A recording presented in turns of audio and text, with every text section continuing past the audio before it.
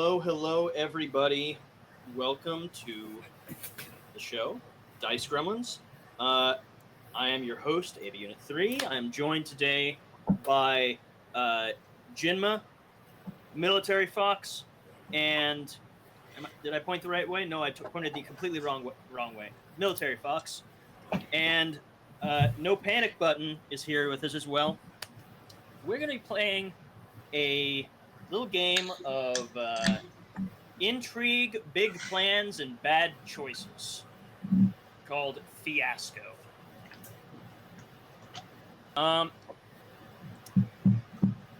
This is a game of storytelling more than anything else. You may notice that we don't have a game board on screen, and that is because this is one of the few games where seeing the game board doesn't help you. It is almost entirely theater of the mind anyways. So, that being said, I'm going to have a little bit of a discussion here. We've got some settings that we can pick from, and I'm going to run it past the three of you what you would like to do. We have Tales from Suburbia, Dragon Slayers, and Poppleton Mall. Of these three, Dragon Slayers is me and a couple others have played before. That setting is adventurers who we've already finished our quest. We're hanging out and letting our egos get in the way as we try to figure out how exactly to split up the loot. Tales from Suburbia, I haven't played yet. That one, the setting, actually, I can find the little blurb for it.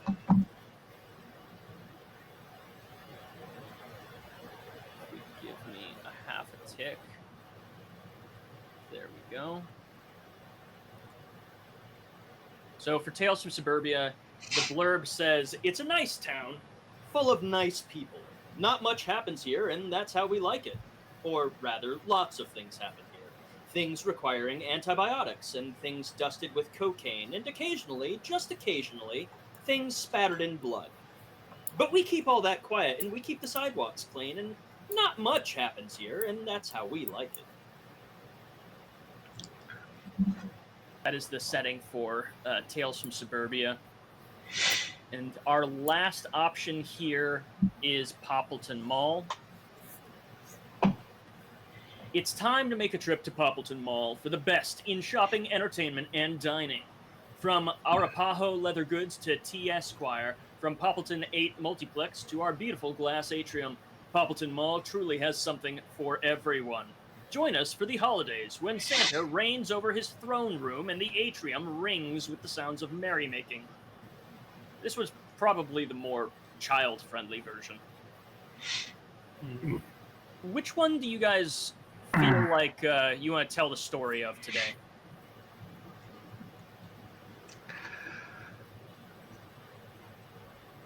I heard cocaine.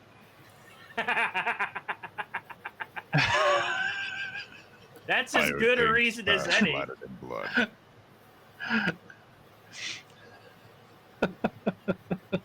All right. So we're going to be playing with Tales from Suburbia then. Yeah, I'm good with the splattered in blood. I have some bonus cards here that I'm just going to leave off to the side. So, the setup for this game is kind of interesting, and I hope that you guys enjoy the way that this has gamified the idea of screenwriting and writing and doing a screenplay. It's fantastic. Let's see. No. Not cut. There we go. Deal to all seated. Oh. Didn't want to do it.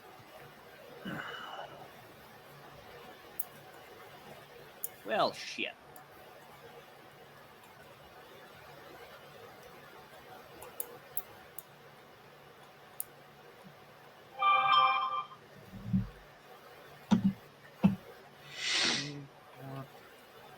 Usually this cooperates better.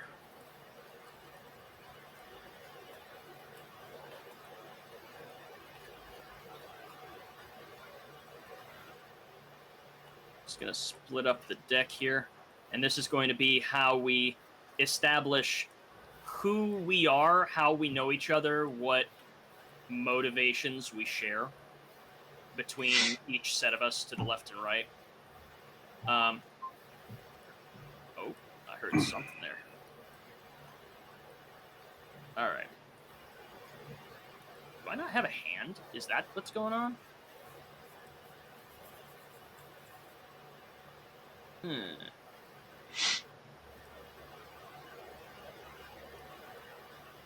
Are you trying to give this to me?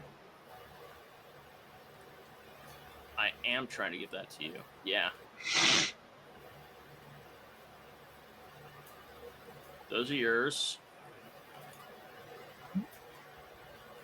Oh, which ones did you just take?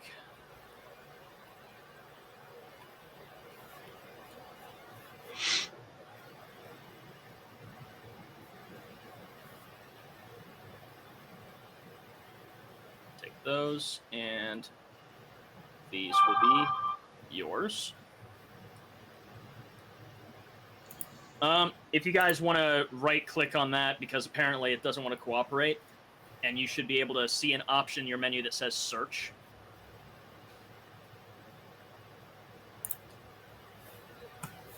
Should bring up a little window on the right side of your screen that lets you look at all the cards in that stack. All right, cool. So, we're going to go around in a circle, and we're each going to play 2 cards. By the end of this, all of us should have a relationship card between ourselves and the person to our right and the person to our left, as well as, let's see, 1 object, 1 need, 1 location, and I forget what the last one is. Someone has it. But, so, all right. So to start with, I think, let's see. Hey, Fox. Yes. I think that you and I are going to have a relationship of the past.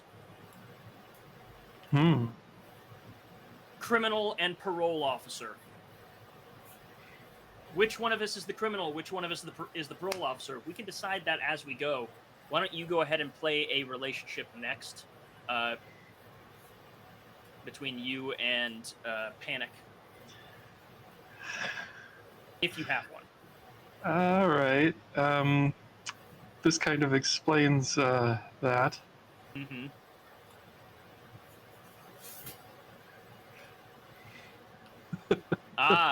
Between you and Panic, you also have the crime relationship. You're both thieves. Fantastic.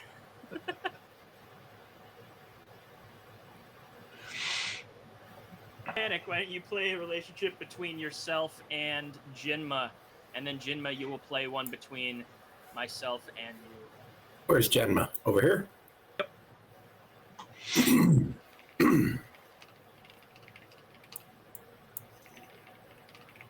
But it's going to be hard keeping this straight in my head. Why? I put the card down. How do I flip it? F.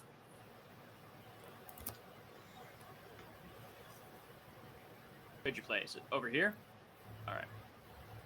So your relationship is work, a service worker, and a client. Ooh, oh. Huh. Okay, so maybe you're a thief and one of the 2 of you works at the bank? It was an inside job. Jinma, what is your relationship to me?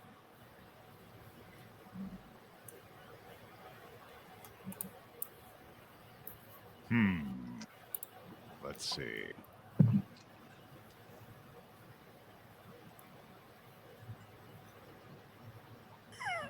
Yeah, let's go with that.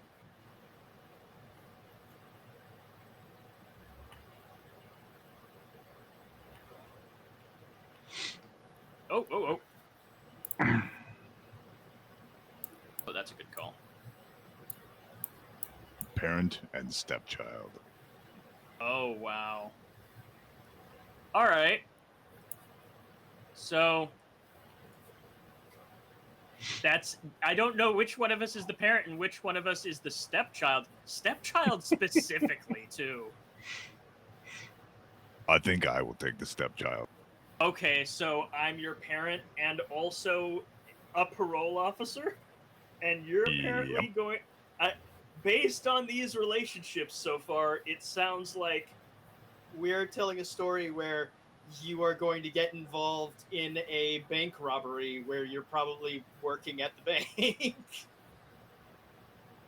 Oh no. All right. I got the hands to work, I think. Let's see. Did I? No, I did not. All right.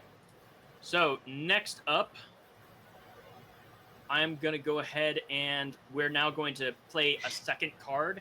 It also has to be between us, but instead of a relationship, it is a location, need, object. I don't remember what the last one is. There's 4 categories. Hold on. Object, need, location, relationship. Oh, Those are the you're ones right. that I have. Nope, you're right. So, yes, we're going to play one of those between each of us, and the key here is we can't have more than 2 of the same type on the board at a time. So, at least one of each, no more than 2. I think. Oh. Let's see. I think.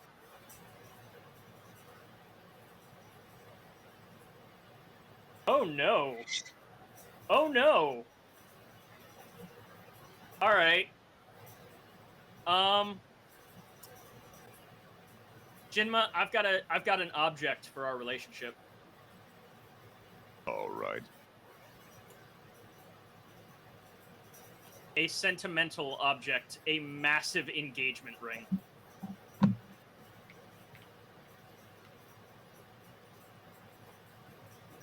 How does that play into our story? You're my stepchild. Maybe that's part of your inheritance, but I'm not letting you have it. Sure. Something along those lines. I figured you were just gonna marry my mom, but it's whatever. Oh no! You're already my stepchild. I've already Oh, married your mom. okay. That her mom died. Oh, good lord!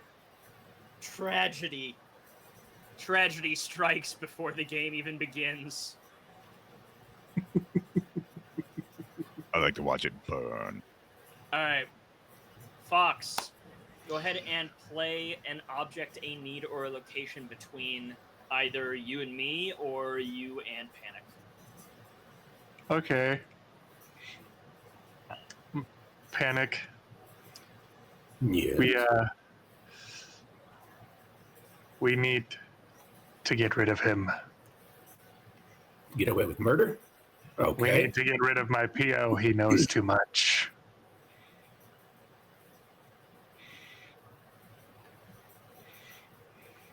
Oh, good lord. All right, Panic, go ahead and play an object, a need, or a location. Where do I put it? We're gonna kind of line things up here so that they're between you and Jinma. You should be able to see up here at the top. So right there, next to the Yeah. work card? Yeah. Okay. Are we allowed to tie into other people as well? Yes. Okay. Your parole officer is a cousin of mine. Oh no. And you need to get... Oh, no! All right. Jinma, play an object or a location for me and Fox. Because you're that's the only location, that's the only thing that's left. A location. Actually, no, I'm sorry. It has to be a location. These will be things that come into play when we have to do when we do our scenes.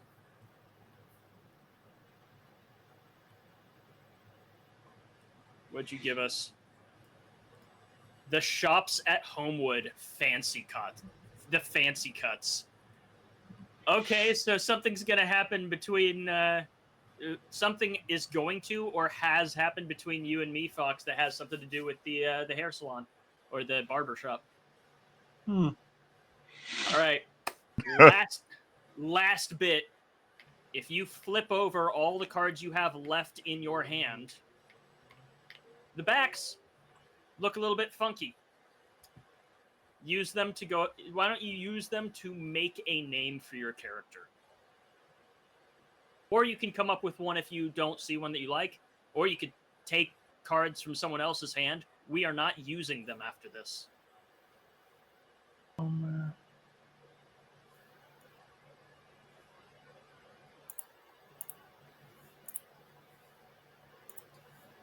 I think parole officer, the only correct name is Clayton.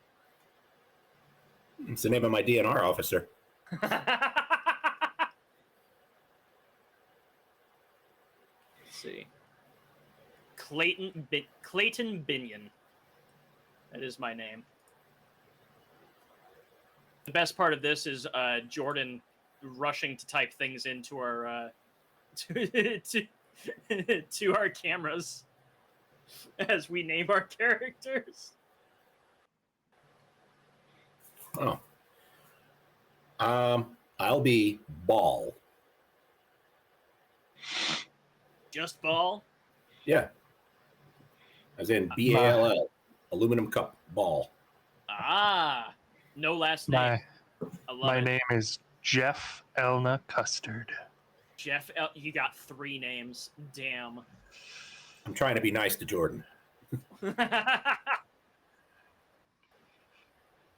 Oh, that's right, because you can't see the thing.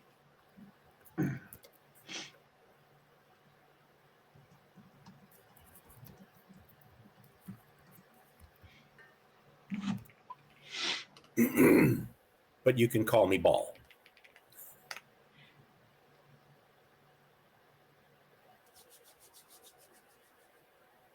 So we got Jeff Elna Custard. We got the convicted thief. We have Clayton Binion, his parole officer. We've got Ball, Jeff's partner in crime, and my cousin. I'm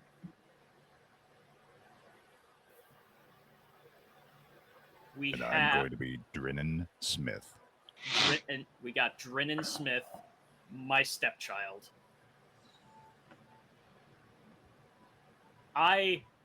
This is only going to end in tears, isn't it?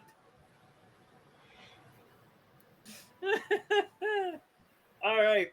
So from here, I should explain how this game ends up going. We don't need to take turns. We don't have to go around the table in counterclockwise or clockwise or whatever the case may be. What we're going to do is we are going to take turns setting up and playing out scenes. These can be scenes between you and another character. You can tell the story of that thing that happened where you were at the mall one day a year ago. You can have a scene by yourself. You can narrate it in whatever fashion you want. You can have a scene with another player, with them playing as their character or as some random goon off the streets, whatever the case may be. but you are playing out a scene. You are pushing the story forward and writing it as you go. At the start of each scene, you get to decide, are you going to establish a scenario or are you going to resolve a scenario? If you establish a scenario, you get to decide what's happening, but the rest of the players, all of us, get to decide whether it ends well for you or not. If you are resolving a scenario, a scene, we get to decide what's happening, but you get to decide whether it ends well or not. So, typically I would ask if anyone has a scene that they want to act out to start with. Anything off the top of their heads. And if not, then I will happily take the first spot. I mean, I feel like we should establish why you're my parole officer. So we're gonna. I want to do the crime. I'll let you do the crime. I'll let you do that. Well, wait. So for assigning me as your parole officer, it wouldn't so much be a matter of you doing the crime, but we would meet after you're released. Yeah, which means I have to do the crime first. So it would be me in Panic. So do you want to tell the tale? Oh, so you're going to play out the scene of the crime that you and Panic pulled off, where Panic got away and you got arrested. Yes. Fantastic. So you're establishing the scene. Go ahead and start. What was your guys' name again? Ball. Ball. Balthazarius, but you can call me Ball. All right, Ball. You ready for tonight? Oh, yeah. You're hitting the club, right? No, I got bigger intentions, bigger aspirations. See, there's this little bank that I managed to get the security schedule for. Tonight, we're getting rich. Then the club. Yeah. And have all the ladies dancing on us. Yeah. So, what's the plan then? The plan is pretty simple. I just need you to drive. So we'll get there. Oh yeah. We'll get there. There's no security there from 7:15 to 7:45. That's their dinner break. So, since this bank is open so late, all the cops are going to be distracted with other things going on. So we'll be able to get in. I'll be able to get in, get the money, and all I got to do is get out to you in the car. Sounds like a plan. All I got to do is wait for you? Oh, yeah. Yep. You'll see me come out, at which point you'll drive up and pick me up, and we'll just be gone, like farts in the wind. I like it. Nothing but the smell. So then, we'll take your car. It's a Tesla. Inconspicuous. Excellent. Have I shown you the trick? Open butthole. Charging port. I think Jinma, Panic.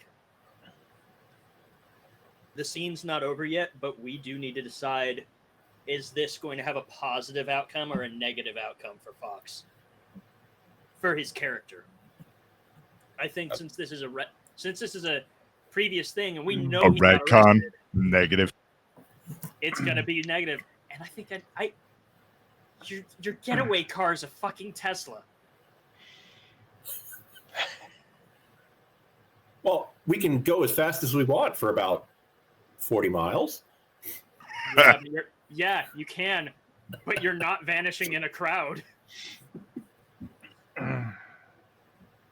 So, Jeff, go ahead and finish out the scene, but take the top card from the negative outcomes. You're not going to look at what's on it. You're just taking it. Okay, so just take the negative. All right. So I would get in. No security around. Excellent. They're all on lunch. I get up.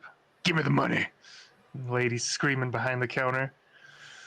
And she hands me a big old bag of money. You know, one of them cartoonish with the dollar sign on it.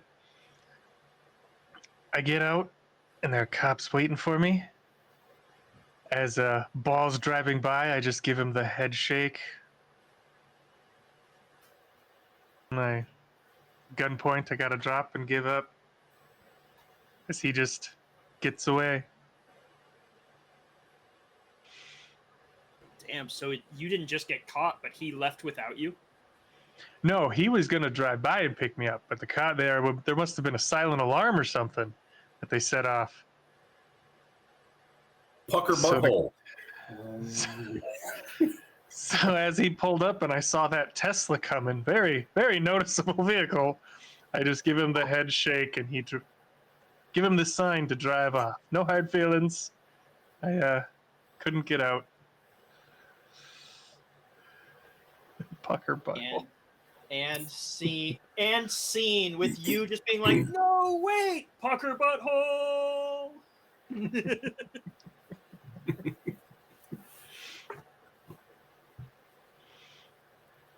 Fantastic.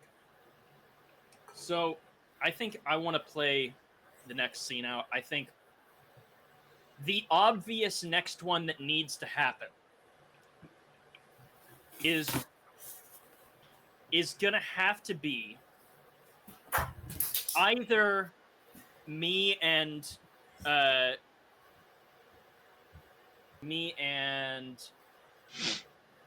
Drennan talking about his job at the bank, or Fox, me meeting you for the first time when you get out of jail and are meeting with your parole officer. Okay. It's got to be one of those two.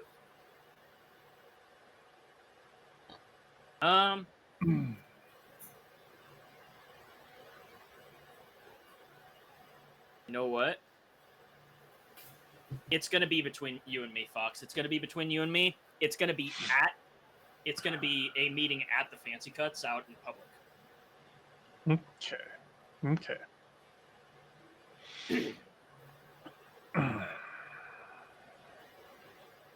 So, not too much off the top, just... Oh, you know. You can grow it out a bit longer. You're not behind bars anymore. Yeah. For now. For now. You expected me to fail?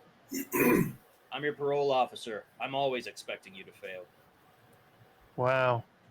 You're a pretty shitty parole officer. I was expecting your parolees to fail? Or just me? Well, you were on the inside. How many return faces did you see?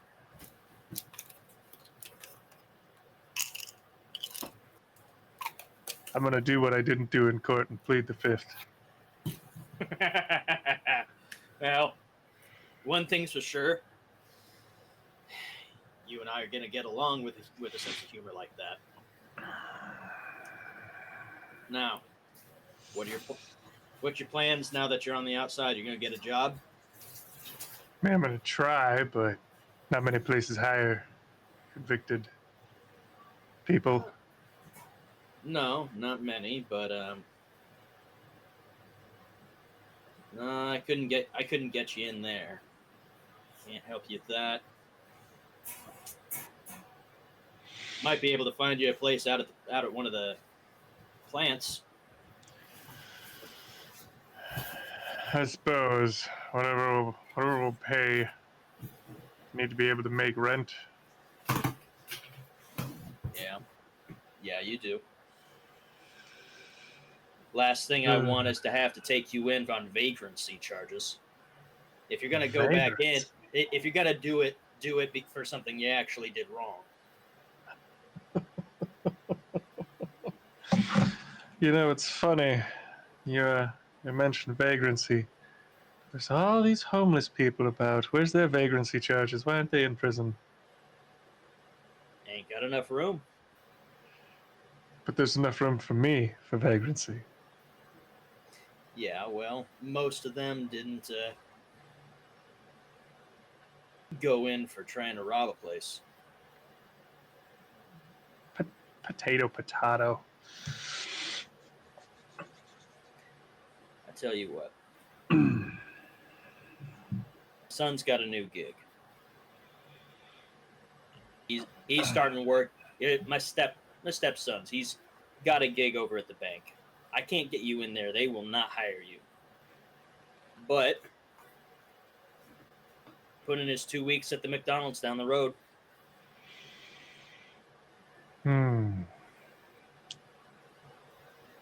Burger flipping. I suppose it's at least a way to pay the bills. It's not glamorous, but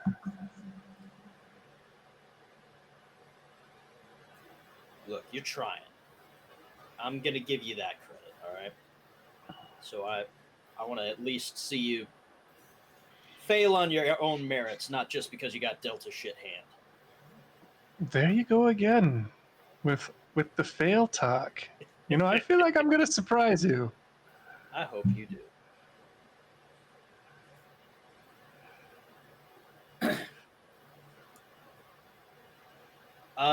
So what am I pulling here? Positive or negative?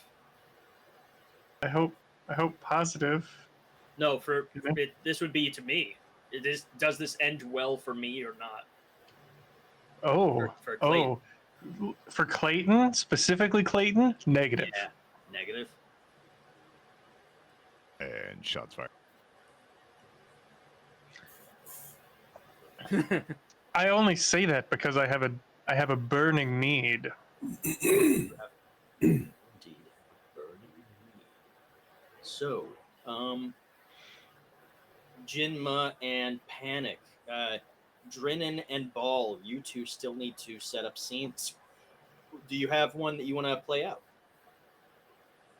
Or if you can't think of one, would you like to resolve a scene instead?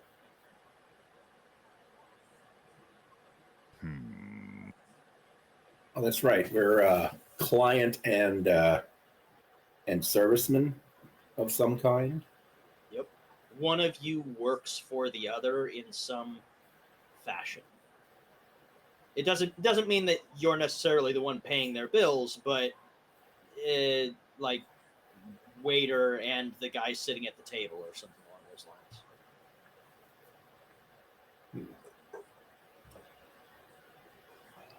We could go real twisty, and I could be like your underling, Panic, and Okay. I work at the bank, and my dad's the parole officer. Your stepdad. Stepdad, right. It's okay, son. You can call me dad. So stepdad, you work at the bank, and you work for me doing what? I didn't come up with that part. I'm just spitball. Well, Oh, okay. That gives us a good scene for you two to play out. I run a rabbit farm. You're a shit shoveler. No. I'm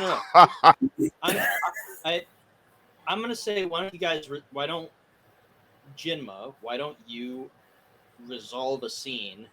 Or I'm sorry, Ball. Why don't you resolve a scene? And since the point of resolving is that we're coming up with the scenario, how about it's the scene of you hiring Drinnen on to be your underling to do the runner errands that need to be done in the criminal as a thief that you don't necessarily want your own hands on.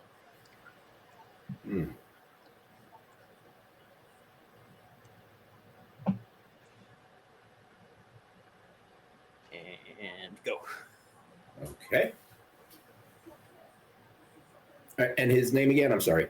Drinnan. Drinnan? Yes. Yes, Mr. Drinnan. No. I mean, did you have the bunny?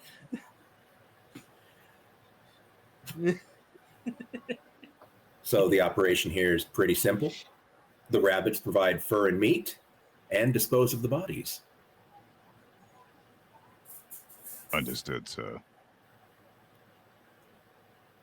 All we need to do is wait for the client to drop off the meat bag. We run it through the pellet machine with a little bit of corn, and the rabbits take care of the rest.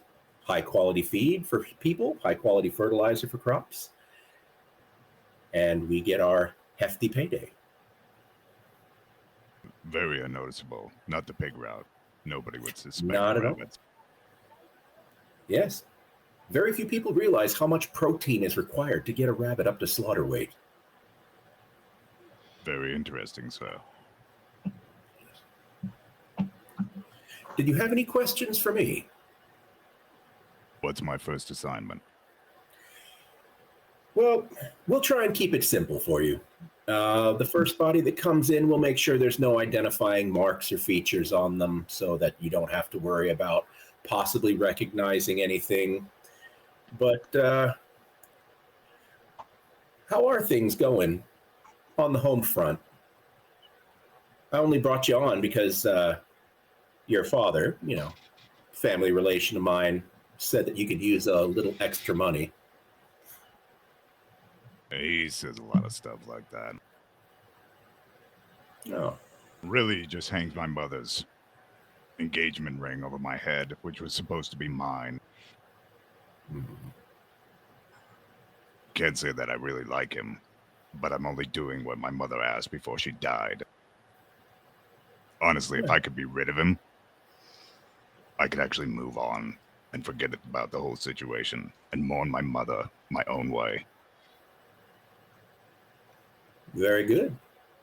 Well, perhaps you'll have a peaceful resolution come pass. I look forward to it, sir.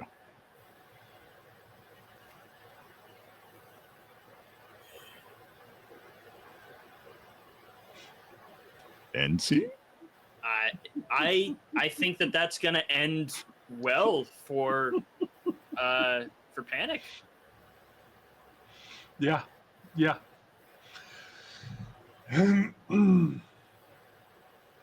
Sad thing is, I actually do have a pellet making machine, and we do run things like feathers and bone and stuff through it because it does give an extra nutritional boost to the rabbits. They really do need the protein. Yeah, I didn't expect you to go the route of industrial murder.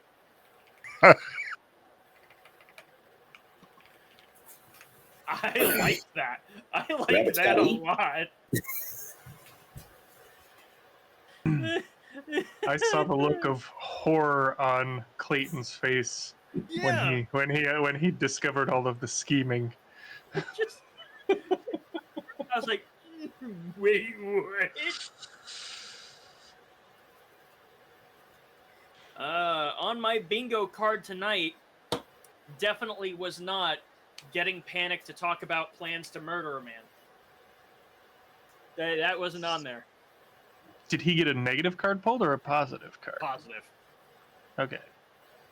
So pull this one. Oh, you pulled it. There you go. Panic. All right, Jinma, you've got one. You're the last one that needs a. You're the last one that needs to do a scene. Would you like to establish or resolve?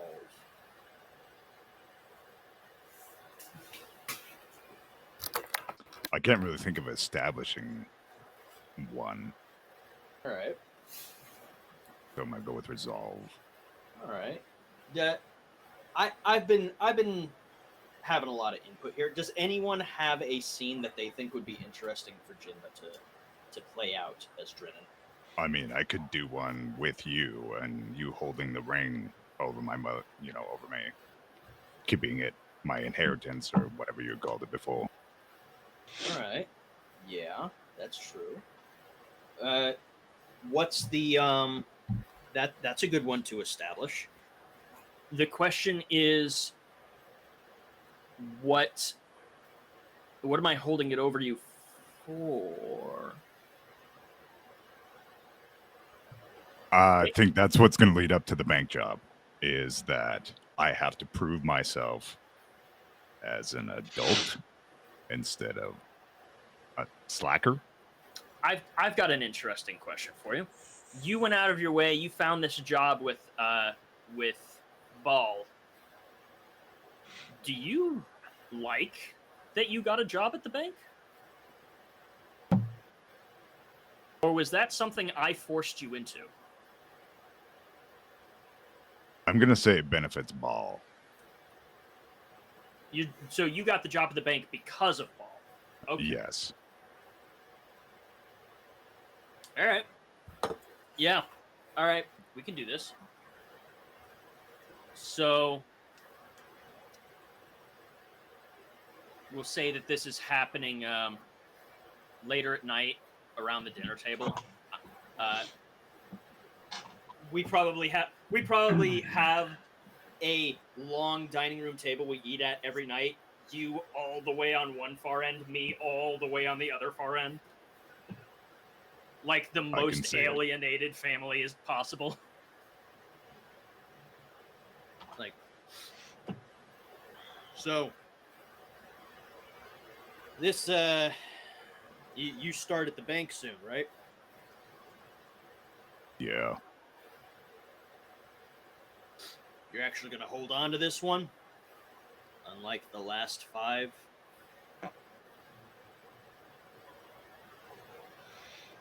I'm actually pretty good with numbers, Pops. I think I'll do okay. Numbers, huh? Yeah. I mean, I want to be in accounting, but... Oh, you want to be in accounting, huh? Is that like a year ago where you wanted to be in race car driving, or the year before that where you wanted to be in movies? Since my mom died, my eyes have been opened. Please back off. I'm trying. All right. Fair enough. I'm not gonna. If you're moving forward with your life and you're actually making something out of yourself, far be it from me to try and drag you back down. That was the last thing my mother wanted, was to try and get along with you. So I'm trying to hold that wish. As much as I hate it. All right then.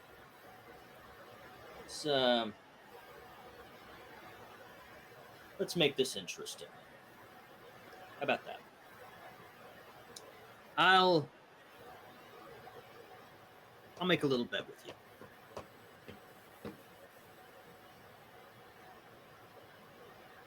I'm listening. I know how upset you were about me not giving you our engagement ring, the one that she got from her grandmother. Yep.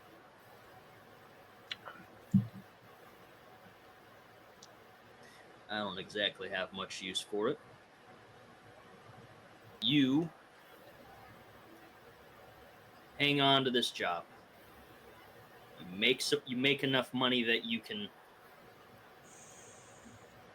find your own way in life. I'm not asking you to leave, but I want to make sure that you can take care of yourself, because much like she wanted you to get along with me, that was the last thing she wanted me to do for you, was make sure that you would be okay when she was gone. You make this job work.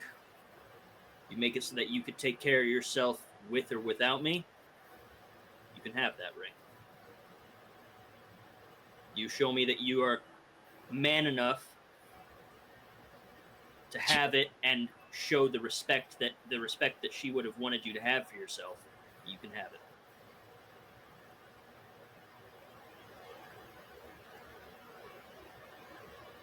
What's the catch? Get that ring. What happens?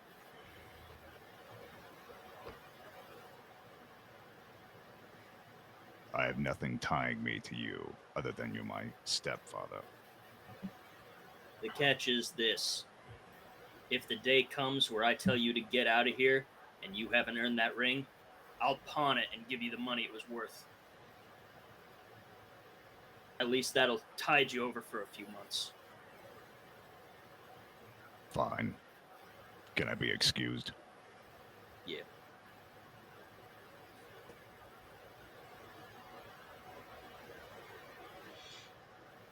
All right. I can now see why all of us want Clayton dead. He's an asshole. I'm playing him as an asshole. I'm glad that you got that. I can't imagine a more stereotypical character than the parole officer that's a dick to his parolees, has a dead wife and a stepchild that hates him. But I'm the one that wants you dead. That you want me dead, but we haven't explored why. I don't know why you. Ooh.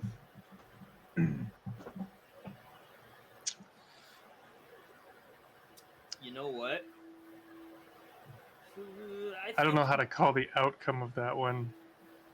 I think he might be able to join. We can get him set up real quick. I mean, this would be for Jinma, not for me. You made a deal. You have an avenue to get the ring, but I guess, did that conversation push you away from or more towards Ball? I think more towards Ball. Then I would say negative. Okay. Just because, like, you know, he's not exactly a person that you want to be close to. No, I get it. All right. We're going to take a quick moment. The next thing that would normally happen would be that we would... you don't want to be able to see what's on the other side of that. Not until later. It's below my screen. Sorry, I didn't see it. You're good. The next thing that would normally happen is that we would go around and do a second scene for each of us. But J-Lo Fett is hopping in with us right about now, and we're going to see if we can't fold him into the story since we're still in this first round of scenes. Hang on a second, because I just got an emergency summons for a meeting. Oh, so... Army calls. So military. Do you think you're not going to be able to come back, or do you not know? I'm not. I don't know. I don't know how long this will take. If you guys are still playing when it finishes, I'll get back. I tell you what. Why don't you and J-Lo switch out? We'll explain to J-Lo what's going on with your character, and when you come back, maybe we can play it out as like you got two personalities for no reason. I was so damaged by prison. I have split personality now. Yeah. You've got Marshall Mathers and Shady. Yeah, every few minutes you just hear this echoey voice, open butthole. Oh, that's the trigger. That's the trigger to switch. So, J-Lo, right. I'm going to explain to you what just went down. Awesome. So, we are playing... you watched the video that I sent you. You understand how this game operates. Yes. All right. We are playing in the setting of Tales from Suburbia. This is a setting where think white picket fences, the nuclear family, but the kind of shit where everything goes to shit quickly. Our roles as they stand, I am Clayton Binion, your parole officer. Party. Yep. And Jinma is my stepson who hates me. Actually, everyone hates me because I'm an asshole. But Jinma is my stepson who hates me. He's hated me since long before his mom, my wife, died. But it's only gotten worse since then. Panic is playing as Ball, who, originally he was just going to be a thief, but now it seems like he's a crime boss who has recruited my stepson into his service, and once me dead, apparently I am his cousin, which maybe that's that connection. You, on the other hand, you're my parolee. You got caught during a burglary gone wrong back when Ball was still a small-time thief and he acted as your getaway driver, and you got caught and he got away. But no hard feelings. Yeah. Of course. So far, the scenes that we've played out have been the catalyzing event where you had that robbery gone wrong and you got arrested. Ball has done the scene where he recruited my son into his service by explaining that he runs a rabbit meat business, and if people's bodies ended up in the mix, Sweeney Todd style, no one notices. Well, no, I feed them to the rabbits. I have a pellet machine. It grinds everything up. It gets mixed with corn and grass and everything else. So unless you wanted to do a DNA test on the rabbit food. I'll be honest, I didn't catch that you were feeding people to the rabbits. I thought you were just mixing people meat in with the rabbit meat. No. This completely destroys the DNA. It's metabolized and worked into fur as well as meat. That's so fantastic. The rabbits need additional protein in order to grow quickly to reach slaughter weight. Right there. So that just helps it out. And most people aren't going to think to DNA test green rabbit food. So and you then, are a scary individual, my friend. You and me, J-Lo. Your name is Jeff Elna Custard. Yeah. You and me have had a scene at the Fancy Cuts where you were meeting me as your parole officer for the first time after you got out. Ava. Yeah. Jesus fuck. So all right. I guess rolling those cards. Well, since that happened, let me ask you a different question then. Do you both want to play the same character bipolar as fuck, or would you like to make your own?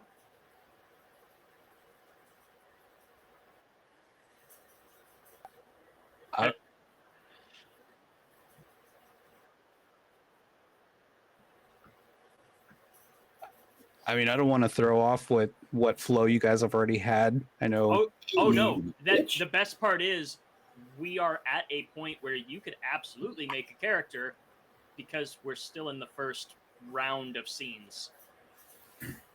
Okay, dope. Yeah, then I'll jump in and create a character. All right. Do you have tabletop sim? I don't. All right. Go ahead and grab that. But in the meantime, it's like $20. Unless that's going to be a problem. Yeah. Stand by. All right. Tell you what.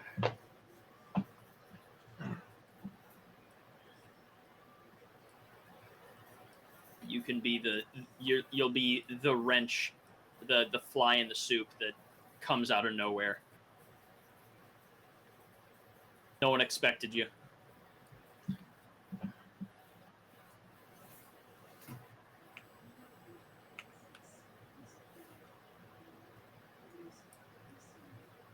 I couldn't hear a word you just said.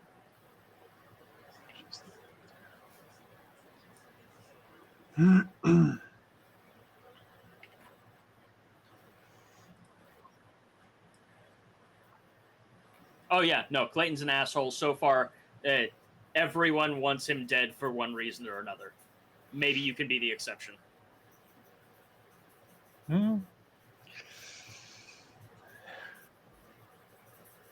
Copy that. Okay. We'll see. Or maybe you're just another person that wants Clayton dead. I think Clayton's gonna end up dead by the end of this game. just a spitball in there.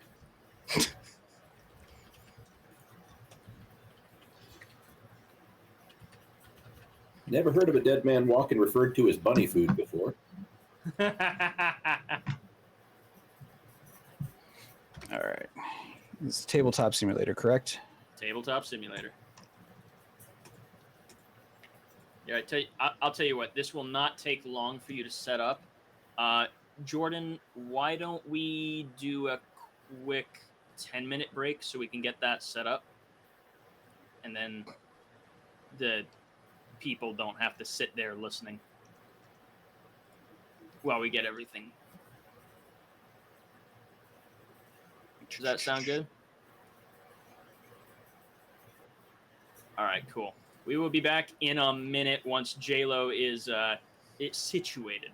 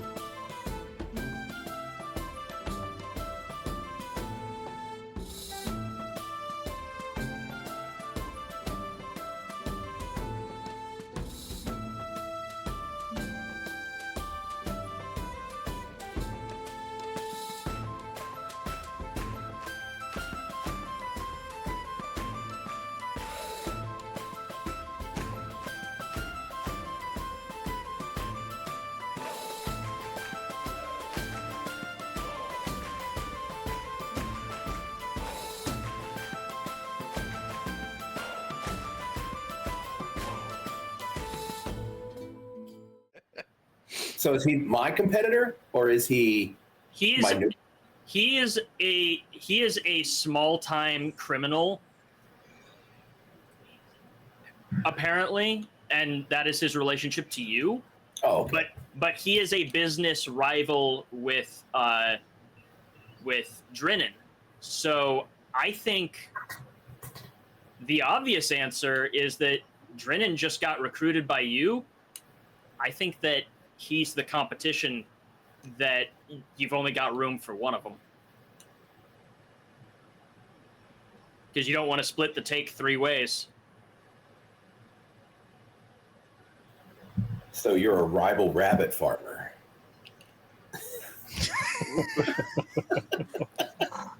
So weird. Oh no.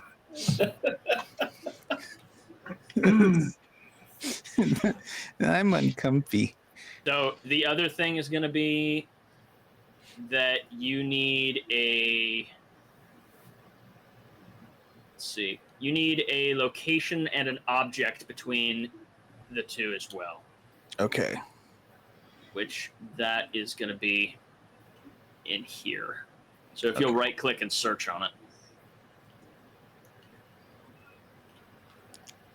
Search.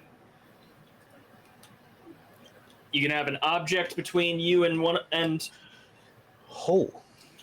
Yeah. Okay. Welcome back, everyone. Sorry for the delay. We got J-Lo in. he's currently setting stuff up.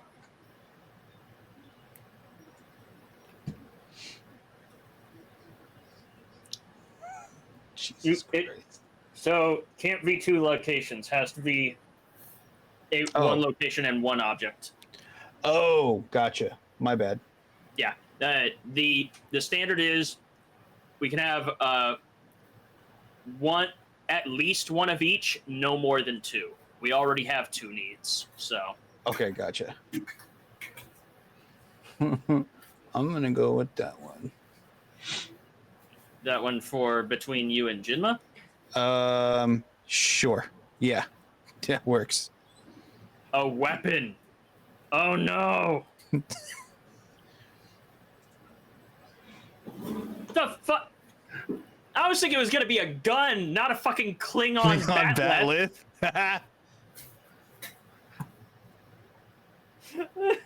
God I damn am, it. I am not Star Wars inclined. What is that? It The battle is. boomerang, essentially, if I'm not mistaken, right? It is the Okay. world's. It is the world's worst designed 2-handed bastard sword. Imagine if someone took a quarterstaff and attached a massive blade to one side of it. Long ways. Essentially. I think of it as a giant can opener with 2 handles. It's like someone took a look at deer antlers and was like, that'd make a nice knife. Right. I'll just roll with it. Here, I'll send you a photo of it.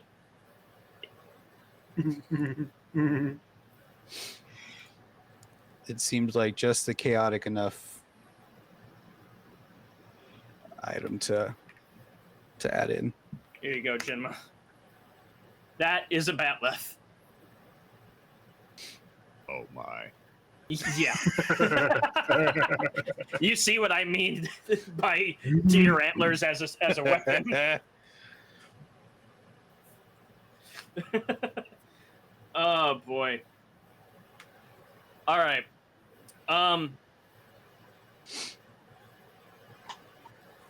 So everyone else has done scenes. It's been explained to you what those scenes were.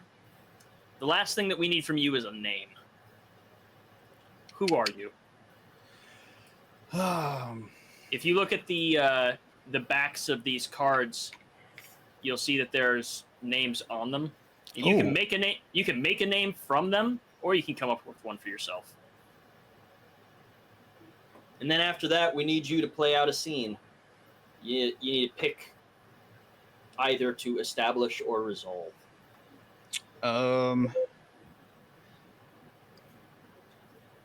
Let's go with Theodore McLean. Theodore McLean. I think no matter what your scene is going to be, given that you came into the game partway through, I think that we're going to have to say, just for thematics, you just got back into town. You've been away. Either you've never been here before, or you've been away for a while and you just got back. You just came back from war. Oh, honey, I'm back from war. All right, so you need to do a scene. Who would you like to establish or to resolve?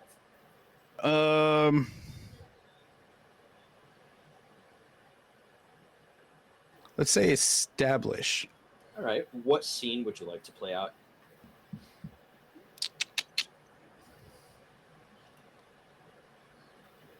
Would it be fair to say that I know that there has been a second business relationship established in the time that I've been gone with my rival?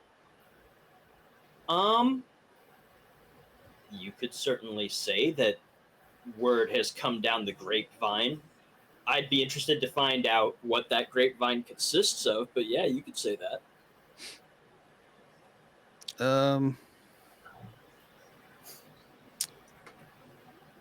Maybe you've got people in Ball's organization that feed you info. That'd be interesting.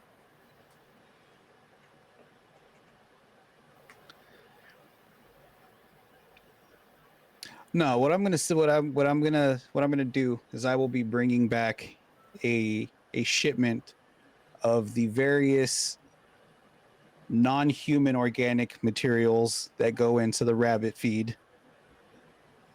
Been on the road procuring said materials to bring back to my employer of sorts, and I would assume that in passing, as I'm pulling up, Jinma's character is leaving the building. So we'll have one of those kind of slow motion stare down moments as we're passing, as I'm pulling up. And no panic. What is your character's name again? If you That would be Balthazarius, but you can call me Ball. Ball. Gotcha. So yeah, I'm gonna enter your place of business. Just hey, seems you got some unsavory types lurking around the business lately. Just wanted to give you the heads up. And Teddy. hey, long What do time you no mean? see, Ball. What do you mean unsavory types? You know I don't associate with anyone unsavory. Well, you know, I'm just saying with that one kind of scraping the bottom of the barrel there. Means to an end. But he's a good guy. I don't know about that, but good news is I got what you need. Took a while to get it.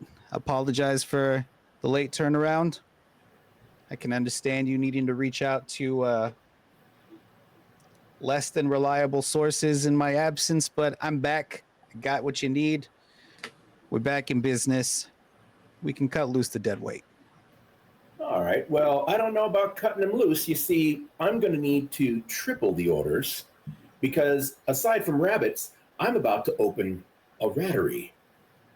So my need for product is going to go way up. Ever since my asshole cousin stole the family vermiculture business out from under me. I tell you, there was money in worms.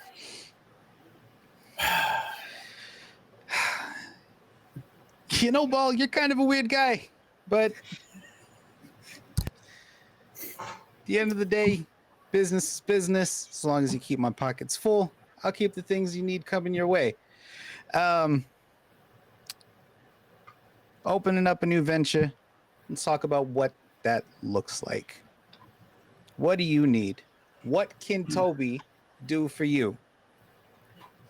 Well, I'm going to need to up the deliveries. Now, I can't exactly tell people that they need to increase production of what I'm looking for, but I do need to widen the net and make our disposal services a bit more known, but minimize risk.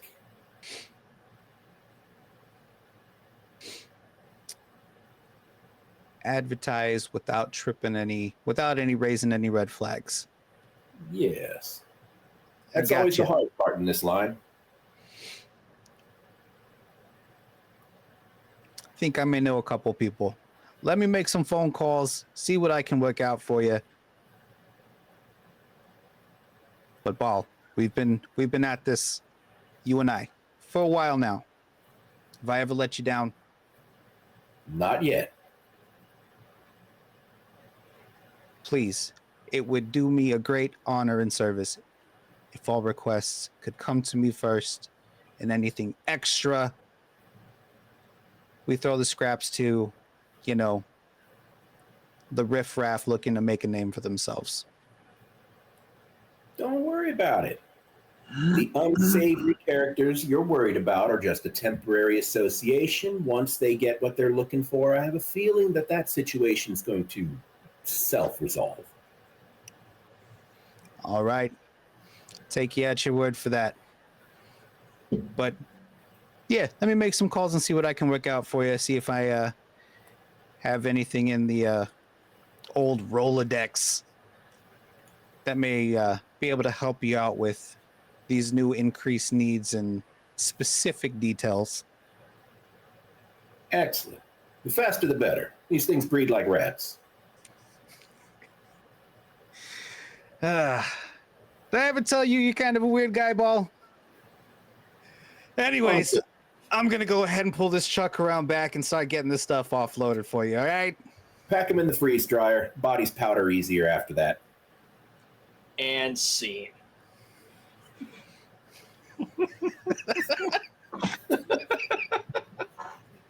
That was so good. Oh no. I'm giving you I think that ended positively for you. Yeah.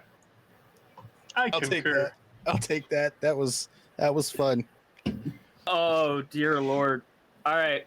So we've gone around, we've done one round of scenes. Now we need to do one more round of scenes and then we hit the tilt.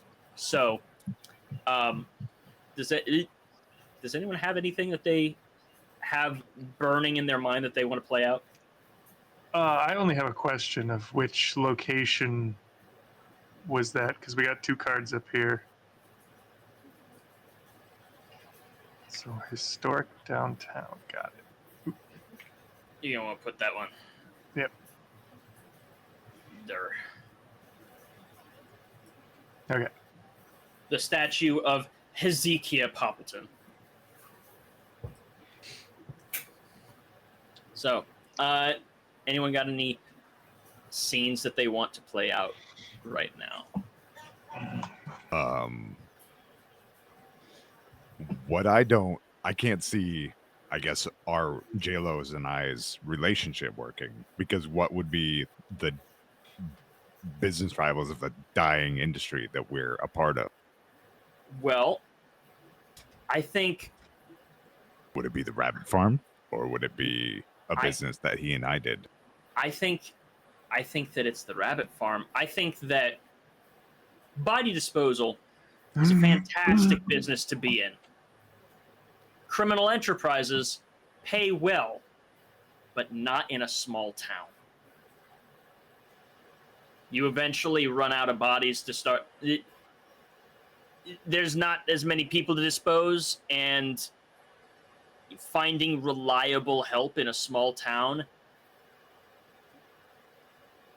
Not a whole lot of targets, not a whole lot of scores to go after. Okay.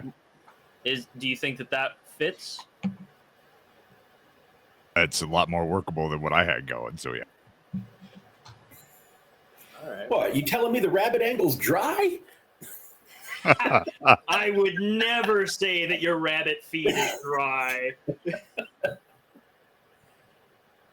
Maybe drying up due to the oversaturation of availability in this small suburban town.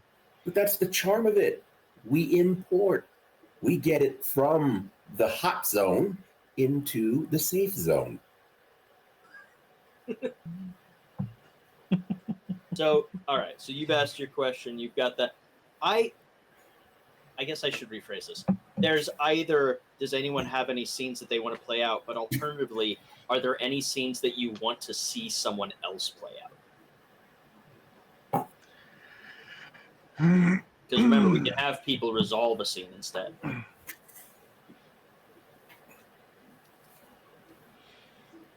I've established why everyone wants me dead except for McLean. Maybe I should establish it.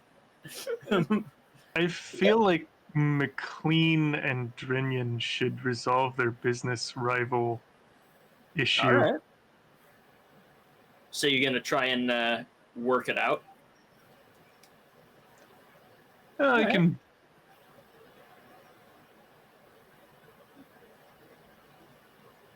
I don't know. That's for them to decide if they work it out or kill each other with the bot death. Well, I did say try to. I'll tell you what. Whatever happens, the rabbit farm still needs meat. I tell you what. I want to get a little bit zesty. Hey, Panic. Yes. You're my cousin, right? Yes. You need to get even with me, right? You broke up the family worm farm. I think I've got a scene for us. I've got a scene for you and me. All right. Family reunions this weekend. Okay. What's your character's name again? Mine is Clayton Binion. Clayton. Okay, DNR agent. That's right.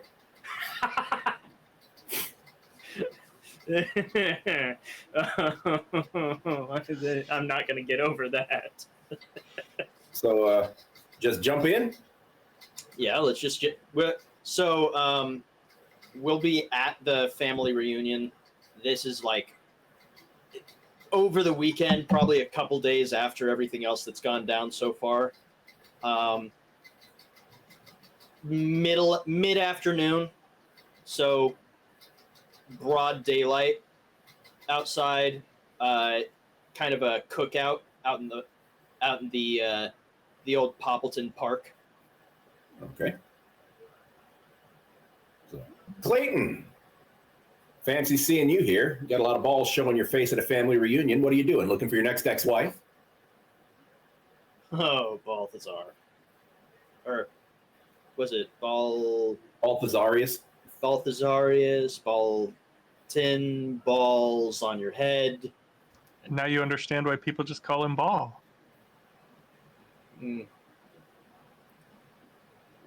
No. I'm not looking for my next ex-wife. Just came to enjoy the food and meet up with people I haven't seen in a while. And what do you know? You know You're damn here. well I'm going to be here. I work the grill. Care for some rabbit? Damn it! We may not like each other, but you do make a good rabbit. Damn right I do. High protein feed's the key. That's fair. I'll have to take your word for it on that one. Where do you get all your protein anyway? Oh, I ship in from various sources. You'd be surprised. It's actually got a lot of money in it. You're There's right, always I would room be. for another family member or two in the mix.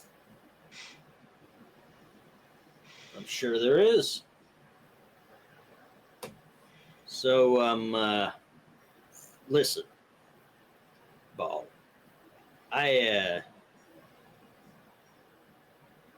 You and we haven't seen eye to eye in a long while, and I know, you blame me for what happened.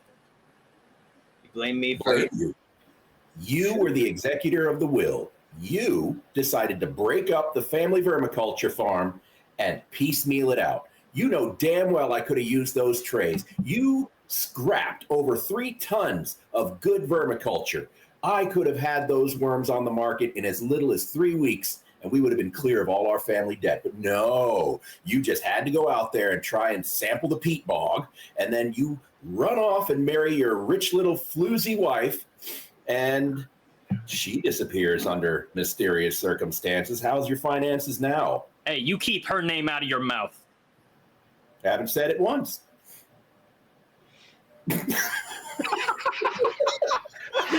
I got nothing. You're right, you didn't.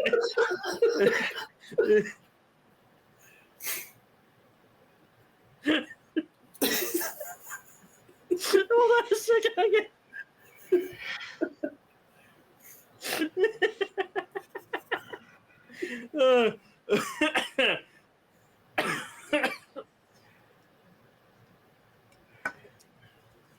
Look, you're right. I was the executor of the will. I made some bad decisions. I fucked shit up. But still part of the family. And I don't want Drinnan coming up, seeing this and thinking that's all the family is.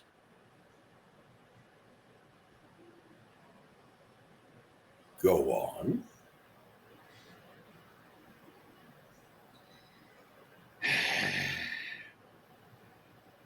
I didn't get rid of everything from the will.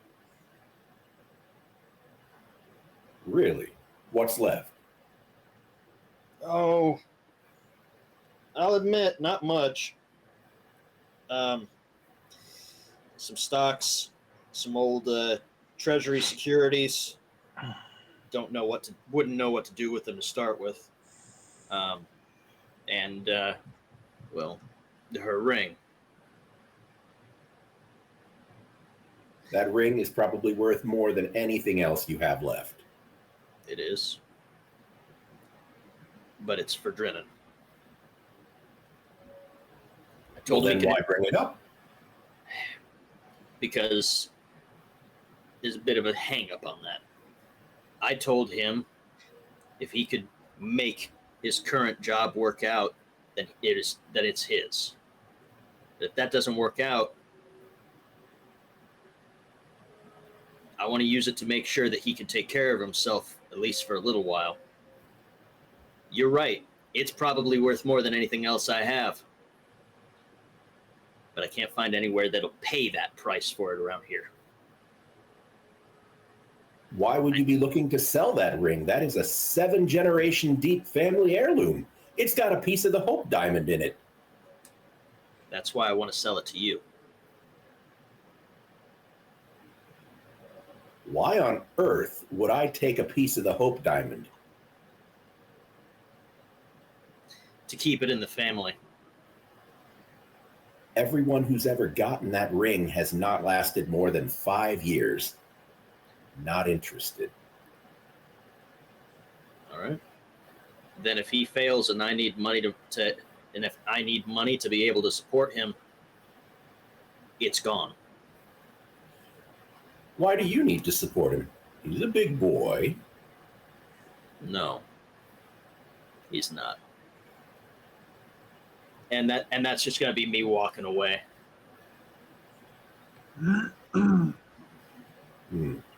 Shouldn't have sold the worm farm, Clayton. Yeah. Keep rubbing my nose in it. See if it changes anything.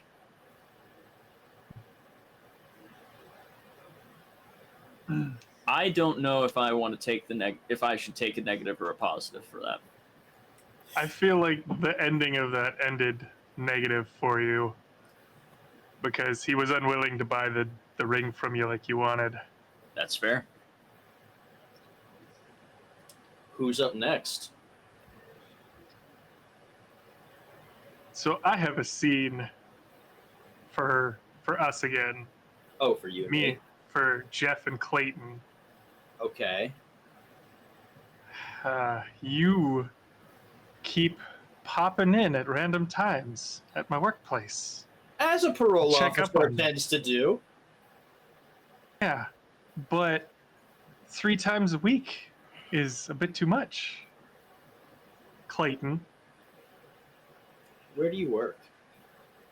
the McDonald's you put me at. You know exactly where I work.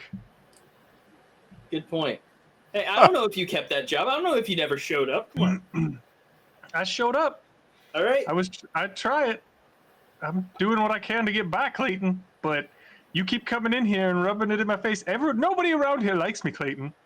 Nobody around here likes me because they know that I'm a felon, and you coming in here just makes it even harder for me to work with these people. So I should just be leaving you alone from now on, and you can do whatever the hell you want? Turn down the amount of check-ins. You're always on my dick. Like, you don't have to be here 3 times a week. I only work 5 days a week. You know where I work. You know, you've seen me here for the past 2 weeks. Out of the last 2 weeks, you've seen me here 6 times. You know that I'm working. You're right. You said you were going to prove me wrong. You have so far. And there's the condescending tone again. It's like you expect me to fail. You know, I bet most of the convicts in there that are repeat offenders, I bet they were your parolees. Of course they are. I'm the only parole officer in this town. Yeah, that means that you failed them. You failed to provide them what they needed to help them stay out. You know what? You're right. I did fail them by not pushing them hard enough. Just for you, I think I'm going to start. You're right. I'm not going to show up here 3 times a week. I'm going to start showing up here 4 times a week. I need lunch. This would be a good place to get it. You're going to get fat. Well, fatter.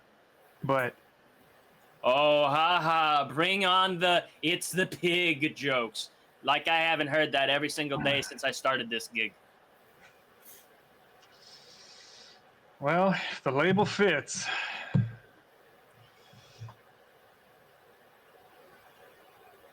Can I get back to work now?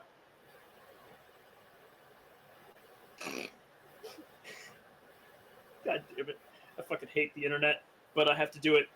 Yeah, you can. Put the fries in the bag. Just that. And I push the bag across the counter. There you go. And I walk into the back. I don't know if that went well or. I think that's gonna have to say it went badly for you. You were trying to get me to give you less attention. Yeah. That was. Instead, all you did was make sure I was gonna be there more. The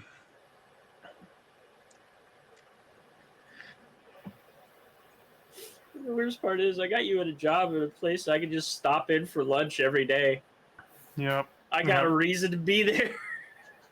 And the reason is cheap food. Yep. Oh shit. All right, we need more scenes. We need more scenes. I actually have a follow-up scene for me Yeah. and Ball after that. Ball, would you like to do a scene with Fox? Sure. So I'm gonna pay Ball a little visit at his rabbit farm. Ball. Ball's rabbit and rattery. So Rabbit and Rattery. to be clear, This is technically Ball's scene. He is the star of the scene, but you are setting it up for him, so he's resolving. Ball, Okay. since you are resolving the scene, you get to decide if it's going to end poorly or well for you. Okay. All right. Take it away.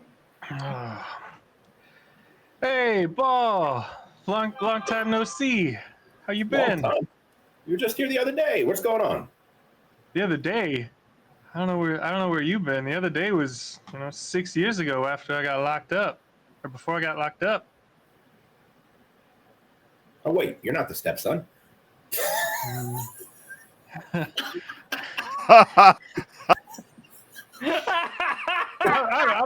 I'm not sure what stepson you're referring to, but nope, that's not me.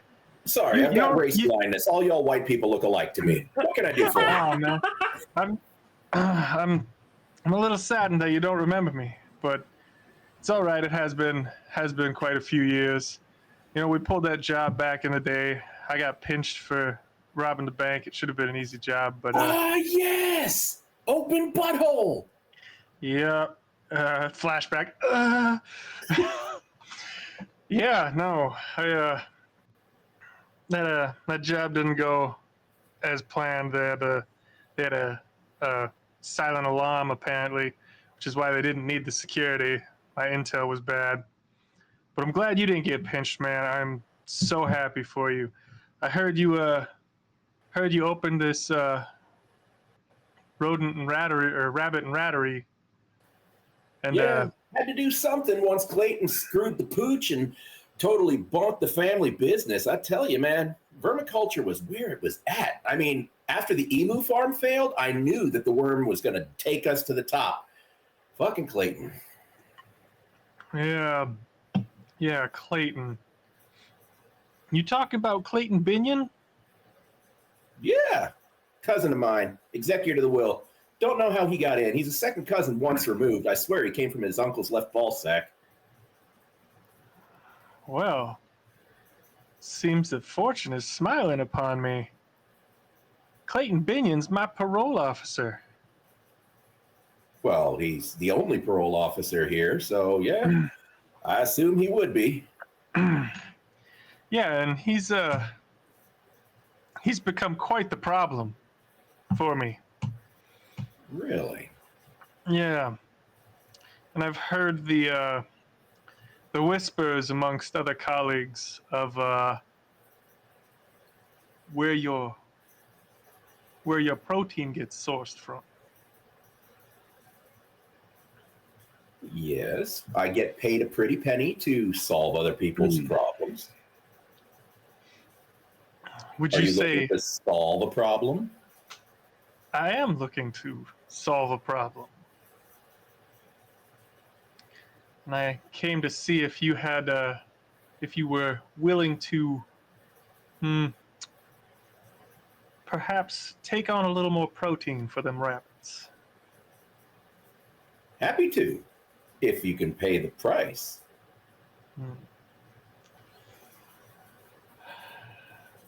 Do I get a discount because he's a problem for you as well? He's more of a thorn in my side than a problem per se. He's not in my way. And we charge by the kilo. So even with a discount, that fat fuck is going to run your wallet dry. I swear, ever since he had his chest hair planted onto his face to try and get that scraggly beard to look a little better, he has put it on. Bigger sideways than tall. Oh boy. Okay. But I'll tell you what, I'll do you a 75% discount if you can amuse me. Okay. I would love to see him come in, warm or cold, but I want his beard cornrowed into his chest hair, terminating at the nipples, and I want his butt hair braided together so tightly that he couldn't even squeak a fart. Oh, I can do that. It will bring me great joy to do that. Bring him in like that, and I'll work for you pennies on the dollar. The freeze dryers, they don't work so good on the big ones. We got to chop them up. It gets a little messy. Sounds like a deal. I appreciate you, Ball. No problem. No problem.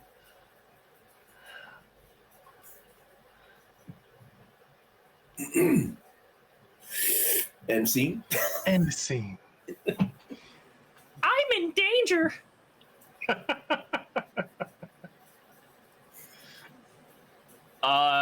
That was Ball's scene. I think that you get a positive for that one. I mean, do you think that went well for you? Yeah, you're going to come in with your butt braided tight. You won't have to worry about getting that post-mortem butt plug that you always get at the coroner's office. I adore that you know way too much about all these subjects. Small town, you know, you kind of mix in with everyone. I'm friends with the funeral director that's right next to the grocery store.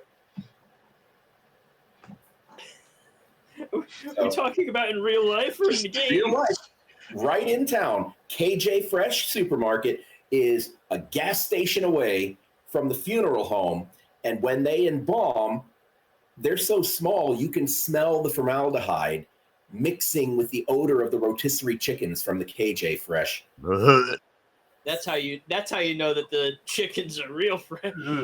I've The made smell of formaldehyde. Yeah, I've made dissection knives, autopsy knives for those guys before. Because apparently when you do an autopsy, it's not just a scalpel opening things up. You actually have to like cut the kidneys in half and flay them open, cut the heart in half, flay it open. Liver needs to be cut at least into quadrants and run through. Sorry. No, you're good. Gotta figure out cause of death. Only way to do that is to get inside. Mhm. I'm learning more about you every day, Panic. Well, when you sit there drinking Baron with a mortician, you're going to hear some stuff. That's fair. Jinma, J-Lo, you two still need to do, not necessarily a scene with each other, but you need to do scenes. Would either of you like to go first?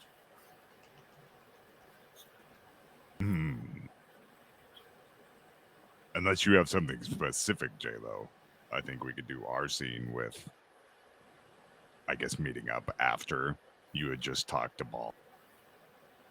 Since you were clearly pointing me out. Oh yeah, no, that sounds great.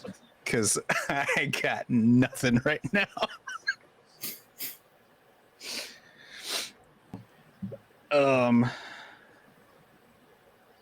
Just go full on Chaos Goblin. You'll be fine. Yeah. And Jinma, please remind me of your character's name again. I'm so sorry. It's Drinnan. Drinnan. That's not intimidating at all. There's just something in that voice. I'm sorry. So, I would imagine that you were probably still hanging out outside of the building when I walked out after talking to Ball. Yeah. That or I could have been back where you were delivering supplies and you approached me from there too. Either way. Yeah. Perfect. I like that.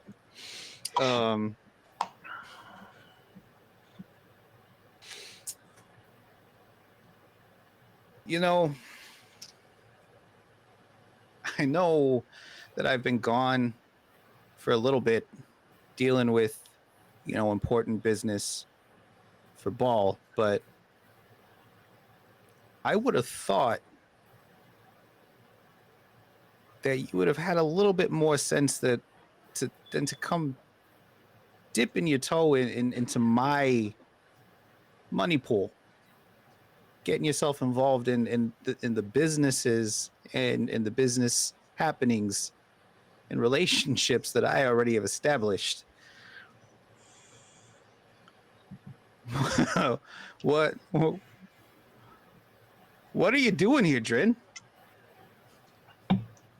It's Drennan, Toby. And I guess I learned from the best.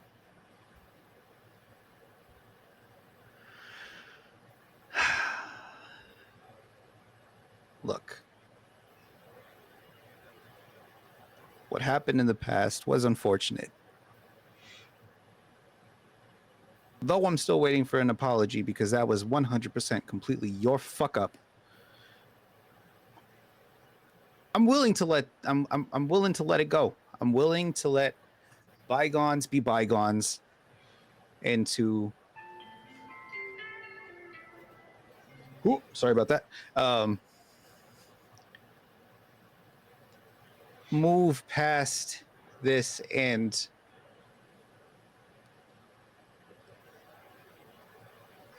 form the best semblance of a harmonious relationship as we possibly can, because me and Ball, we've got a good thing going, and I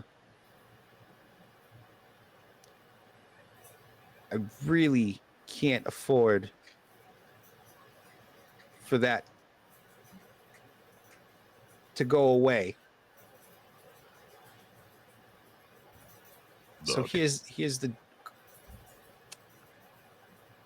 I'm not looking for any deals. I'll stay out of your way, and you stay out of mine. I'm only here to get out. And it's not too much from Ball. I'm trying to get out of this shitty little town, because all it does is remind me of my mother.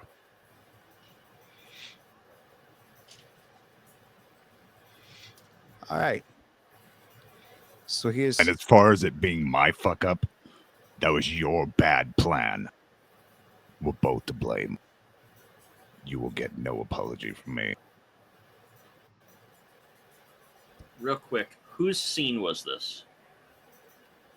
I don't know. I Who- set it up, I guess. So would it be? It would be yours. I'm gonna give a negative. I don't think that this went well for you. Stovokor. well, I actually had something that I wanted to add. Oh, okay. No, you can keep going. Okay, cool. You know what? You're right. We were both younger. We were both inexperienced. Bad planning on my part, bad execution on your part. It is what it is.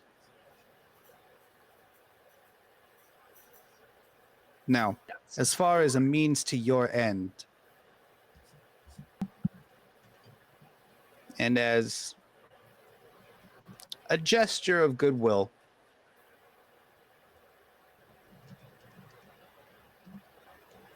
I'm willing to help you do what you need to do so that way you can get the fuck out of here, deal with putting this place behind you, start whatever healing journey that you have to get on, and then I get you out of the way and the opportunity to expand my business ventures without things getting messy between the two of us. So it sounds kind of like a win-win. So what do you say? We bury the hatchet, let bygones be bygones. You get what you want, I get what I want. Everybody walks away happy, and you just walk the fuck away and start your life wherever in the middle of bumfuck Egypt you decide you want to do that.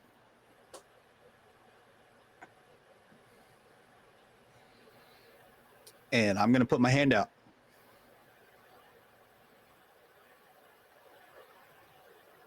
I'm not going to shake your hand, Toby. But I'll take you for your word. Because I don't much like seeing your face on the daily. You know what? Now you're starting to sound like my mom. So whatever, sounds good. Let's get this shit going so that way we can do what we got to do and get on with our lives. Sounds good. And I'm going to pull the hand back and kind of do one of those weird snap finger gun things and just kind of turn and walk away. Fucking weirdo. And scene. For a second there, I googled the word for it. It was the wrong word. I was like, what's the Klingon battle to the death ritual that they're? So I was sitting there like, yeah, oh, that's the wrong word. All right, Jinma, you got a positive from that. I switched up what I was thinking on that. Oh, okay. Ooh, because you're getting what you want out of it. I mean, I'm not gonna argue. A negative to a positive, twist my arm a little more. J-Lo, I mean, if you insist. you still have one scene that you need to do before we can start the tilts. Okay. The tilt is where shit gets interesting.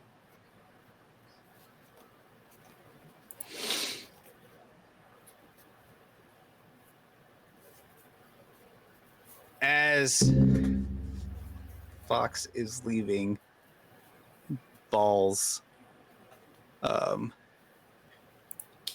place of business, I'm going to be just kind of standing by the door.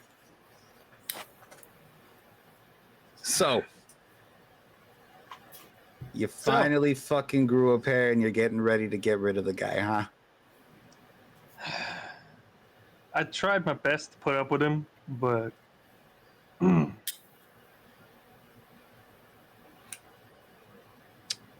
couldn't. I can't do it anymore. I mean, 3 days a week. Don't you work like 5? Yeah, and now he's making it 4.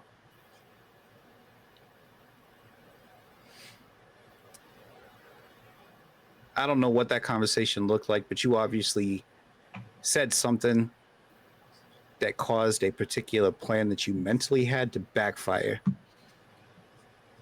But it looks like you got the big guy's blessing to kind of help him, gives him something going on with his business, adds a little bit more cash flow for product, gets a particular rock out of your boot, if you know what I mean.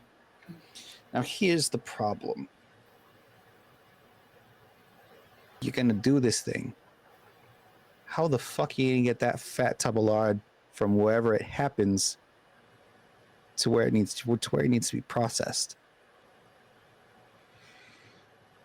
That was probably the next thing I was going to work on solving. This just is one aspect of the problem that needed to be solved. You got any suggestions? Well,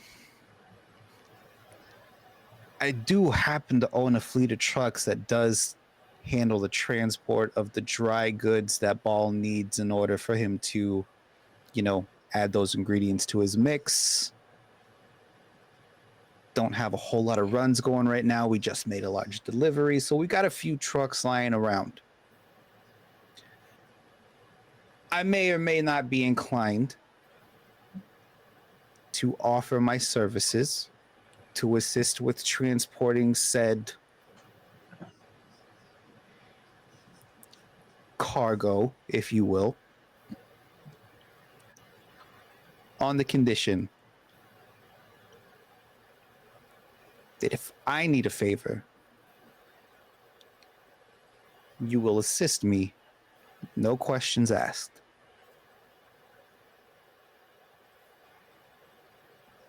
So which truck am I taking? I like you. I don't, there's a lot of people. I spend a lot of time at the Mickey D's. It's the closest thing Dollar menu's fairly decent. Those guys talk so much shit about you when you're not there. I hate working at that place. I mean, you got fucked hard over there, ruining every chance he gets, your day every chance he gets. I mean, it's understandable. Nobody wants the fucking cops hanging around in any way, shape, or form. So Yeah. maybe this is for the best for everyone. So I concur. You let me know when and where I need to meet you, and we will go from there. You've got my And- number. And scene. Yeah, I'd say that went pretty fucking well for you. The pieces are all falling into place. All right.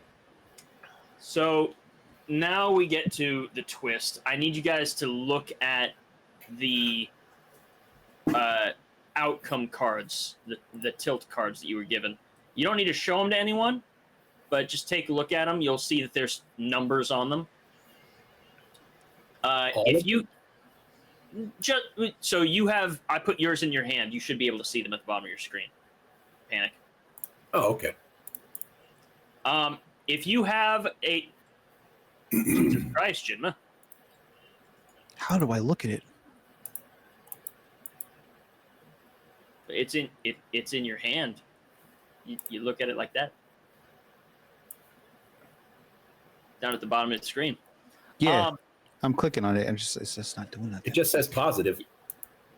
Uh, I can show it to someone. does it say positives now? No, now it says tilt. There we go. There you go. So flip it. If I put it in your hand upside down, you'll need to flip it over. Oh, okay. Oh, there we go.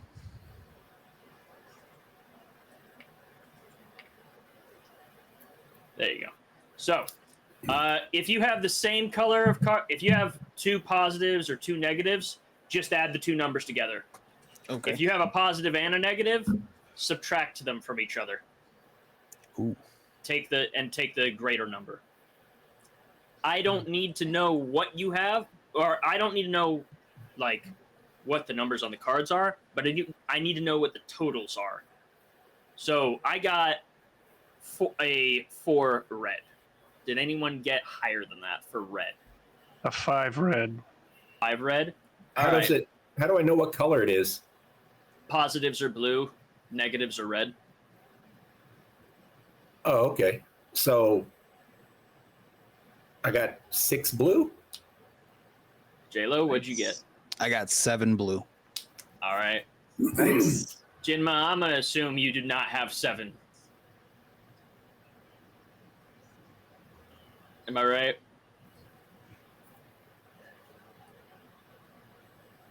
Two red. All right. So, J-Lo and Fox, you two get to decide what the tilt is. And you do that by picking one of your 2 tilt cards, both of you. You don't need to consult each other.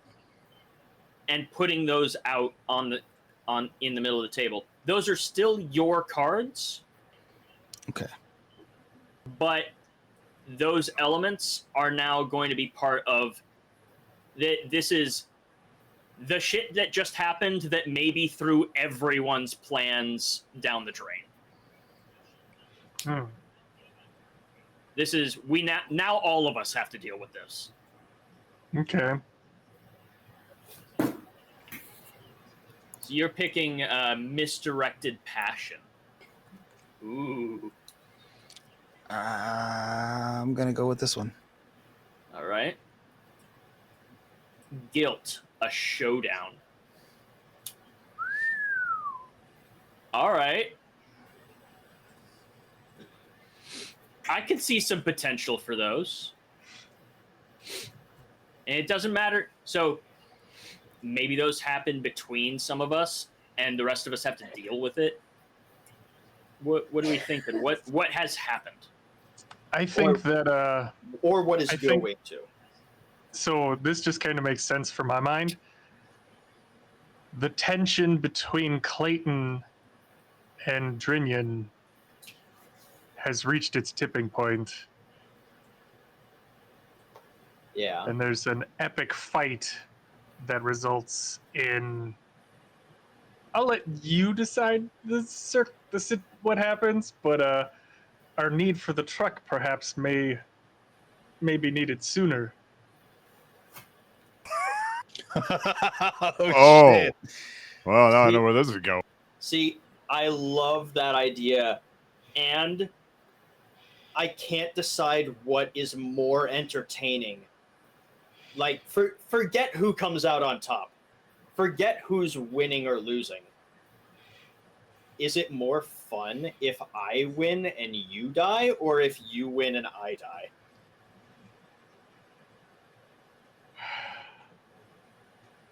Or if we kill each other?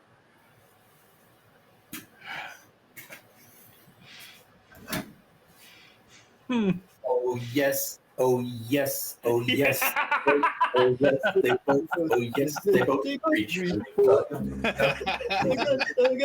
gun.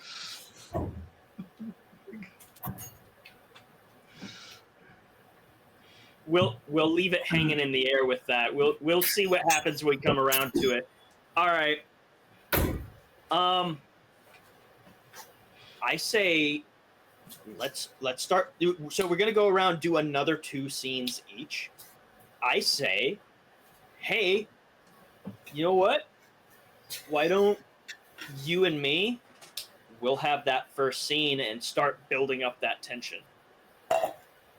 And that the second scene can be the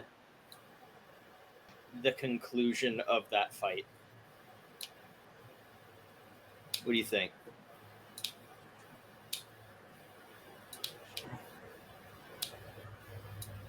If you said something, I couldn't hear you. Is he muted?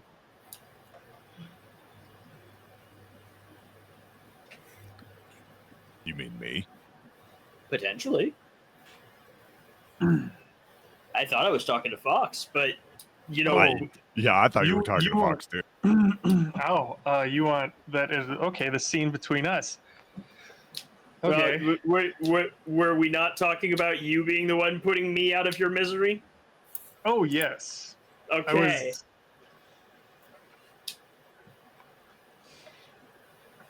Alternatively, yeah, let's do this. Because I was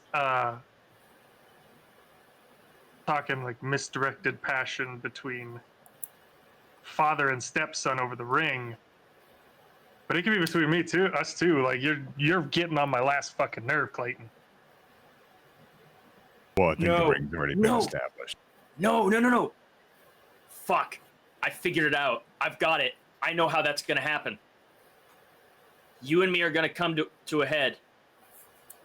I am going to die. You are going to kill me, and you're going to end up with the ring. And I can use that ring as payment.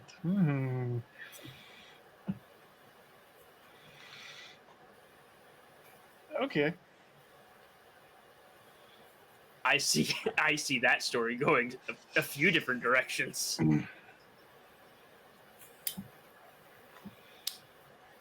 All right. So, where are we doing this?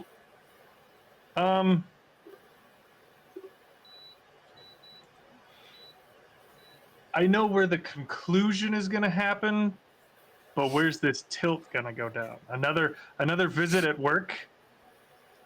It all goes down by the ice cream machine that never works. It's going to go down outside of your work. I've come by to check up on you again at the end of your shift. Okay. And like, I didn't come into the place. I'm just like, all right. He doesn't want me to come in. Fine. I'm sitting outside in my little fucking PT cruiser. My piece of shit cruiser. waiting for you to come out. It's late evening. It's like dark out already. No one else is around. You're the last one out. Ooh. Probably because you saw that I was out there and did not. You're like, I'm not dealing with it. I'm not dealing. Fuck, he's not leaving. He just waited throughout my whole shift. Uh-huh. Oh, fucking A. Does So, this mean that the chicken McDonald's is rabbit in this story? Yeah. Yeah. So I'll be closing up the back door, and I see you're still there. Just Oh, no. shaking It's better than that. You lock up the back door and you step outside, and I turn on my headlights. I was like, whoa. You know, I was about to call it in, say that you skipped out on work for some reason. Oh no, I saw you there, but I was hoping that making you wait for 4 hours until my shift was done, you would get bored and leave. But really stuck with it there, didn't you? You know, they always said I was really persevering individual. That's one word for it. Some would say an asshole, but Only if you give me a reason to be. you are the reason. Okay, you are the reason. You're just, I don't know what it is with your obsession with wanting to like be on my dick all the time, but it's Nice. I'm getting sick and tired of it. Okay? It's literally my job. I don't know what else you expect me to do.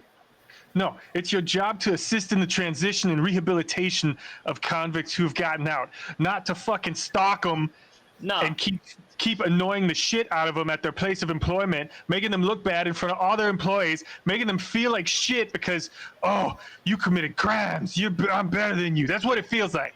No, see, that's where you're wrong. My job's not to assist with your transition back into society. My job, as your parole officer, is to be there to catch you and make sure that you get put where you go when you fuck up again. See, there's the underlying root to all of my hatred towards you right now. Is you are continuously expecting me to fail. You ain't supposed to like me. You're just supposed to deal with me. Oh.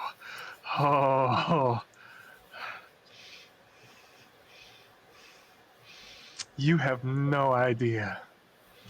Mhm.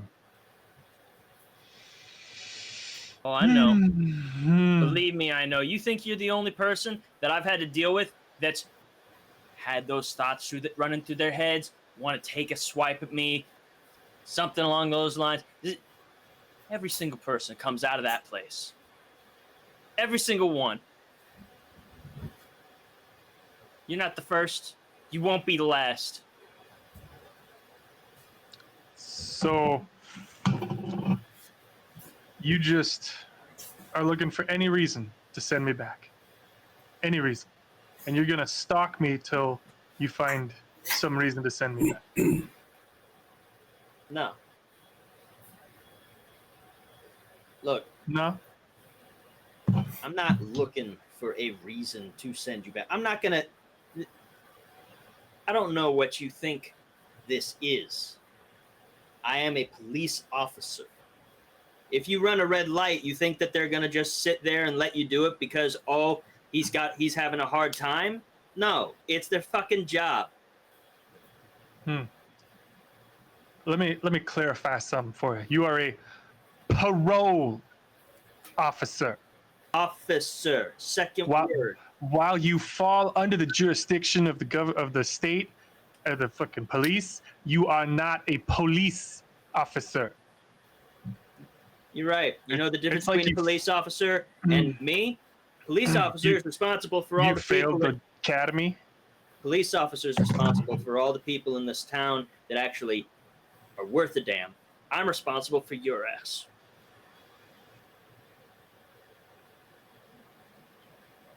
You've already fucked up. And they decided to stick me with you.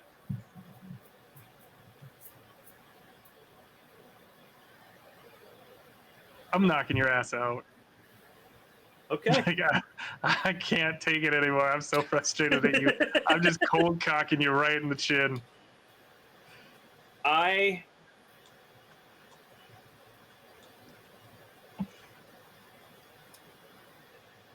Is this ending well for me or poorly for me? This has got to go. This has got to go to everyone else. Is it ending poorly for me or well for me? That depends. Is the scene over? Almost. Depending on your answer, it's going to depend what I'm going to say next. It doesn't look too good right now. Yeah, I was gonna say I'm that's gonna not say sounding. poorly. Yeah, that's not Poorly? going very good for you, my friend. You're All a right. parolee, snap. So, here's the problem. This is ending poorly for me, but I'm imagining that this is not going to go well for you either. You just Nope. cold-cocked your parole officer. I'm going to say, yeah, you succeeded. You knocked me out, and I fell back and conked my head on the hood ornament. Oh. Well, I'm out cold, and there's blood on the hood of my car.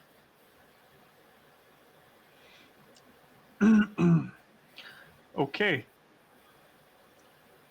I guess that sets me up for my scene. I am immediately calling McLean.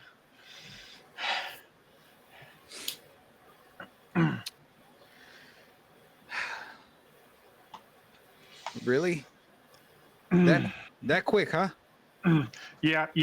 Things got heated, and I'm out in the parking lot of my workplace. There's no one around. I got lucky, but I had to drag his fat ass into the dumpster area. I gotta get some cleaning products, clean off his hood. He hit his head on the hood. I'm gonna tie him up, gag him. But if you want to, I'll make it look like I'm still doing work. If you can get to the McDonald's, I need you, man. All right. Give me 10. I'll be right there. I'm gonna show up. I imagine you're probably in the middle of scrubbing off the trail of blood that you just dragged across the parking lot to the dumpster. Being in prison, I would have heard stories of things that people done, so I would have bandaged his head before moving him to prevent the blood from dripping everywhere. I would have drug him Okay, that's fair. That's to fair. the trash area to prevent so that there wasn't a trail of blood, and I'm out cleaning his hood ornament with bleach, and after I get everything wiped down with bleach and thoroughly washed over, I'm going to use ammonia, and I'm going to get everything all polished and cleaned up. So I'm gonna. Is this where you find the ring? Probably when I'm dragging him out, because this to me in my head, this Fell is out of his pocket while you drag it like he doesn't care Yeah. about. drag him, and I just I'd fucking empty his pockets. And Yeah, so I pull up. You're cleaning off the hood of the car. Yep. I'm gonna be like, one of two things happened here. Either he swung first, you reacted, and you reacted, or you swung first because you finally lost your shit and you panicked. Doesn't matter which. Just stating the obvious from what I can see. Quick thinking on the cleanup. he just kept pushing my buttons. All right. You did remember to wear gloves, right? While cleaning? Yeah. Okay, good. All right, so I'm gonna pull the truck around back. And Okay. If you can take him and deliver him the ball, I'm gonna wipe the security, the camera footage from outside, and then I'm gonna take his car and drive it into the river. yeah, about that. you don't fucking work here no more. Yeah. This isn't a case of just simply missing video Oh. footage. Oh yeah. You don't this fucking is work so here. that there's This McDonald's doesn't exist. The whole place has to fucking go. So Oh, I Um, catch you. I go inside and I turn on all the gas. yeah, um, this is a straight cleanup job, top to bottom. Whole fucking place has to go. So you handle that. I'm gonna deal with Tubby Tits over here and get him loaded up in the back of the fucking truck. And we'll deal with his fucking car later. At the very, The issue is if his car is still here when they follow show me. up to investigate. Follow me I'll to follow you. I'll follow you in the yeah. car. And Follow me because you dump the shit. If anybody catches you coming out of that area, so follow me. We'll get it taken care of. Just you go do what you got to do. I'm gonna take care of this part. Meet Deal. back at my truck in 10 minutes. Deal. I go in, wipe the footage just to be covering every base, clear everything I can, turn on all the gas, grab one of those butane things. Yeah. And I set it up on a delay. So like if you put like butane up to the door, and I'm gonna essentially leave a trail of butane until I get around the corner, and then just drop a match on it, light the butane, or not the butane, the lighter fluid, so that it runs back to the McDonald's, to the base of the door, and ignites the gas. So the whole place goes up.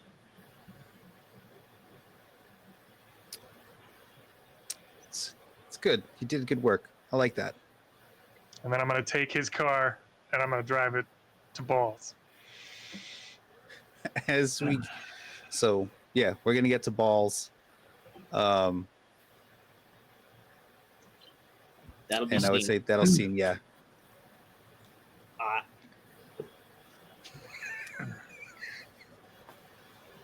Shit's escalating fast.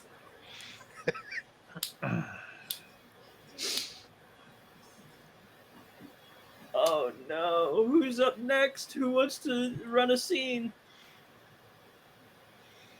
Oh Well, no! They're at my place, right? Yeah, they're coming to see you with my car. Yeah, that's gonna be fun. Before we get in, I made sure to braid his beard hair and his ass hair tight.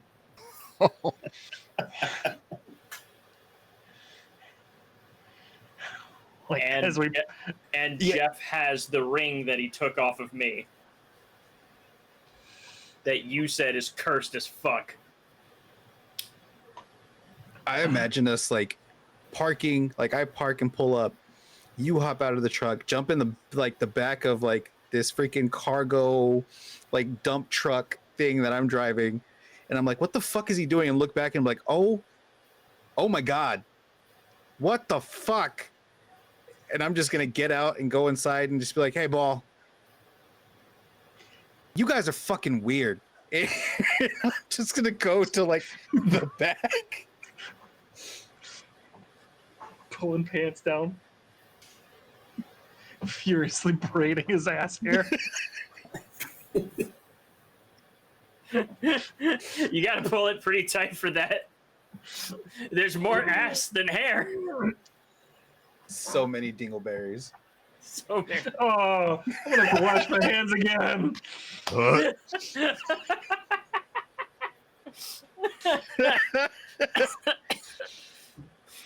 You keep trying to go and do the braiding my beard hair down to my nipples, but you keep ripping it out. God, this man did not take care of his hair. What do you mean? That's a good point. We never established that I was dead yet. Well, you're still gagged and bound. Am I waking up while you're trying to braid my ass hair? Probably. I figured I Ball said there- alive or dead, which in my head means that he has a beef and he would Oh. want you alive. So I wouldn't finish you. I would let Ball handle. Oh, that they're if you screaming. wanted. There is screaming and Good thing I struggling. gagged you. Yep, but and struggling, which is only making the braiding harder. I cold cock you again. Go hands on your ass. I'm less worried about the hands on my ass, Norwegian, and more with the fact Oh. that someone's tugging on my hair down there. And to clarify, I did the ass first, so you're getting ass all over your face as well. No! You also working on it. Oh, yeah, that's a good point, Ross. Oh, fuck. Woke up to a case of pink eye. Shit. Okay, let's go for the scene. Go for it.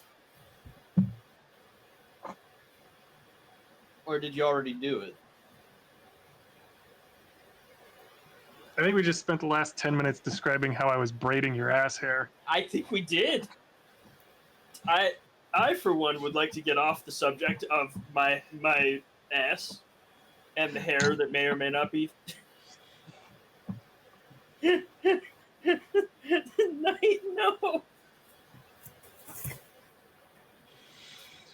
I'm muting my jeez. fucking mic. You guys go right ahead.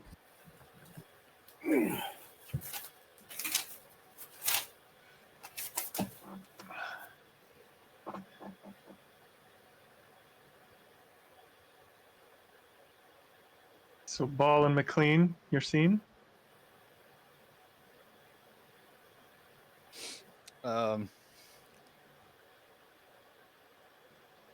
Yeah, you guys are fucking weird.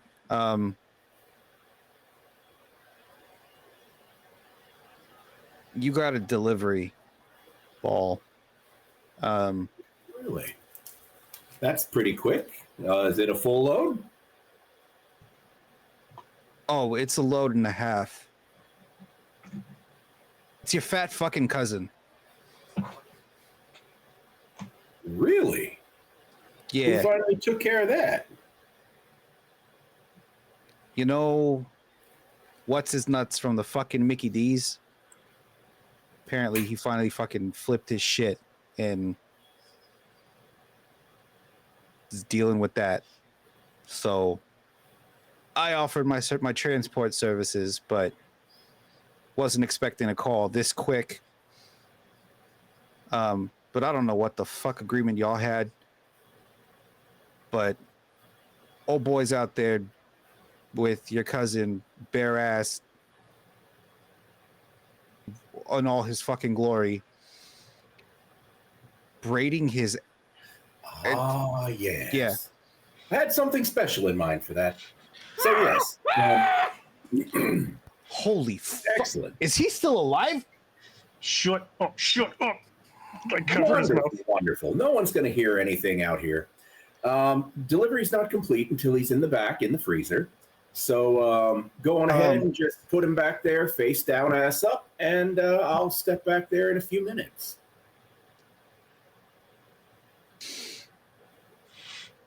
I think I need a forklift for this shit. Yeah.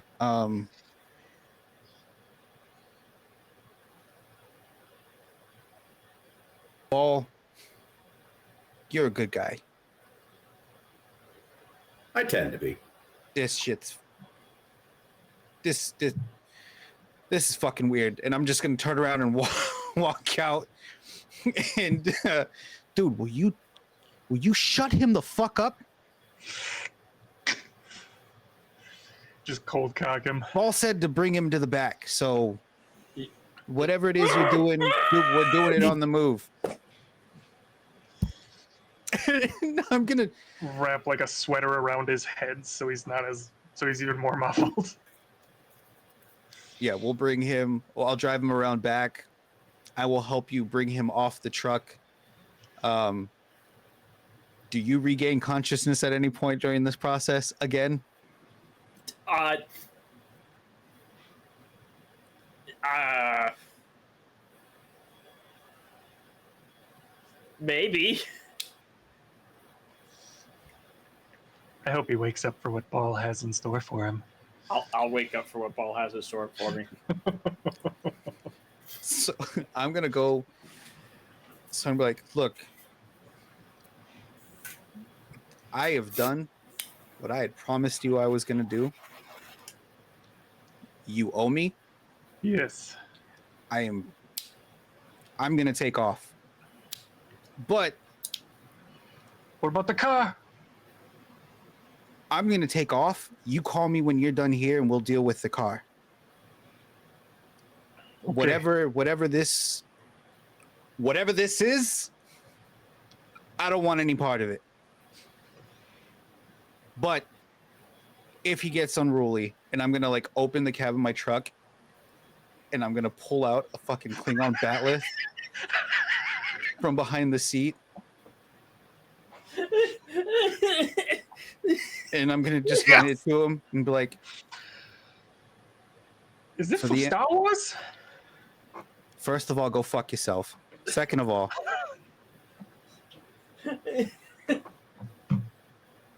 if he gets out of hand and there isn't another option, may the blood run from that dirty patach.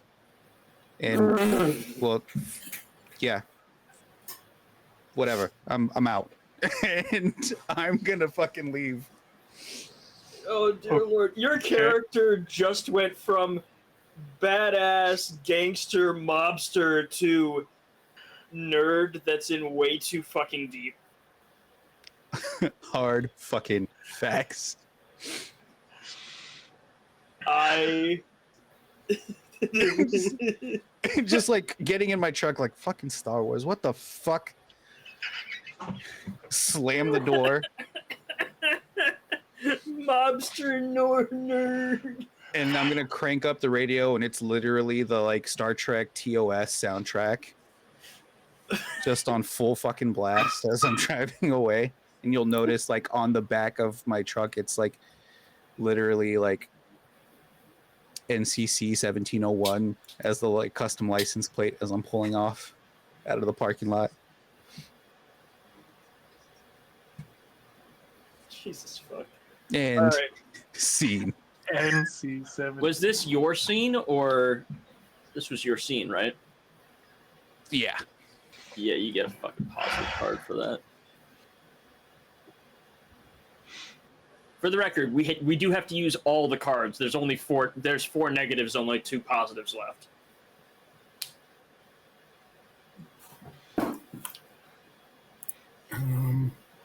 And Ball, I think you are.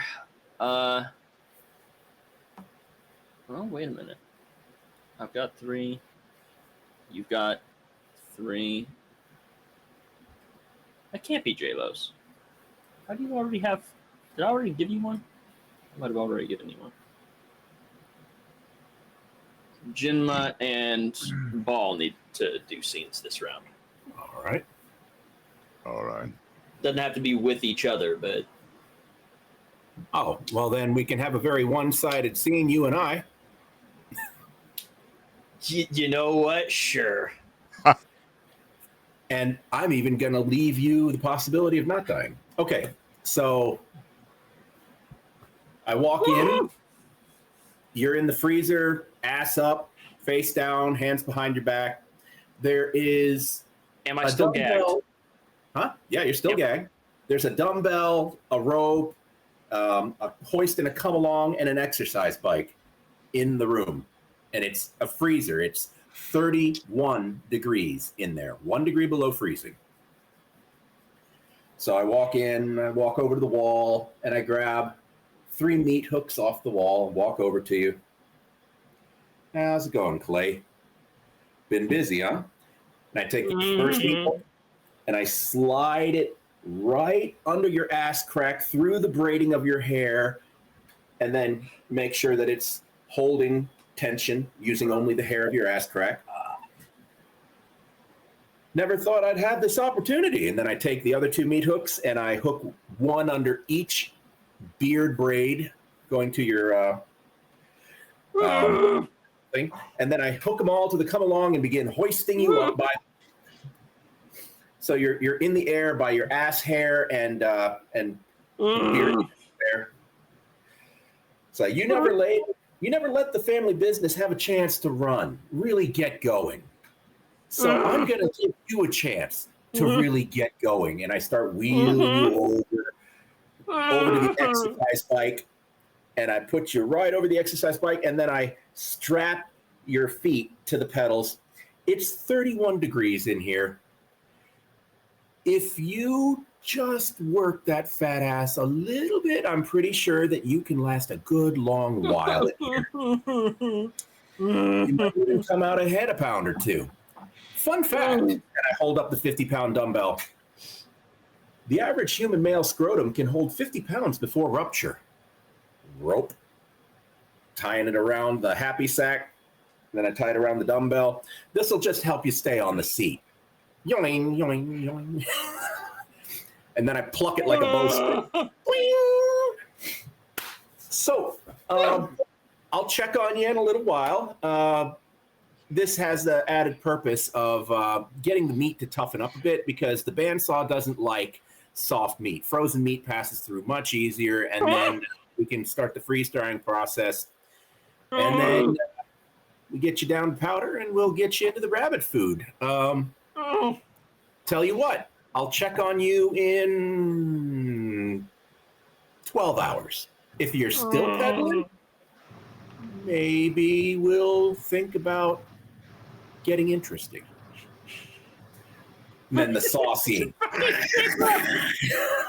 Fucking J-Lo, not his McNuggets.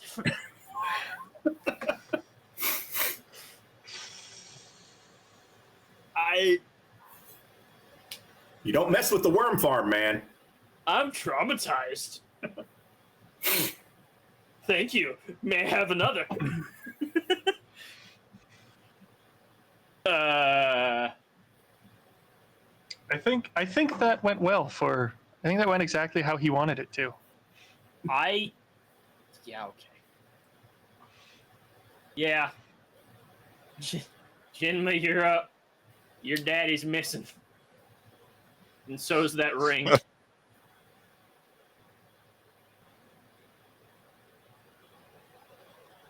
I don't even know where to begin a scene or who with. It doesn't have to be with one of us. You can have the scene be by yourself or with some random asshole off the street. It doesn't have to be one of the characters that we made.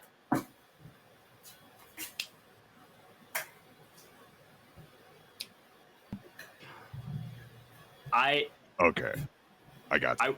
I will say though, Jesus Christ, Mark, that came out of a Saw scene.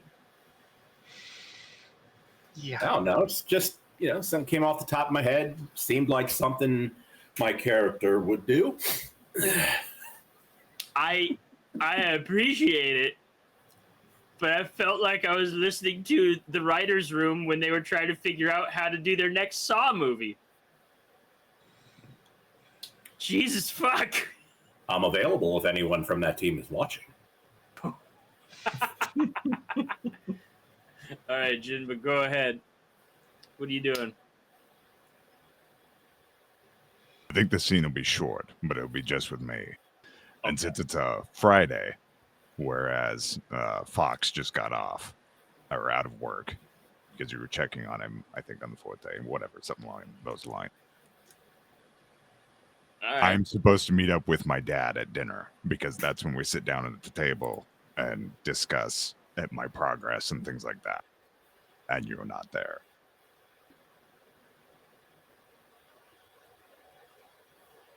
All right.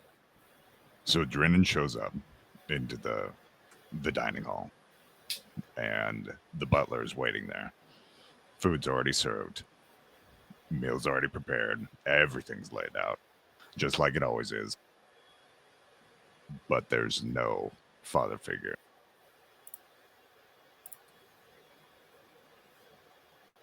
Great. Now he's not even going to show up for dinner.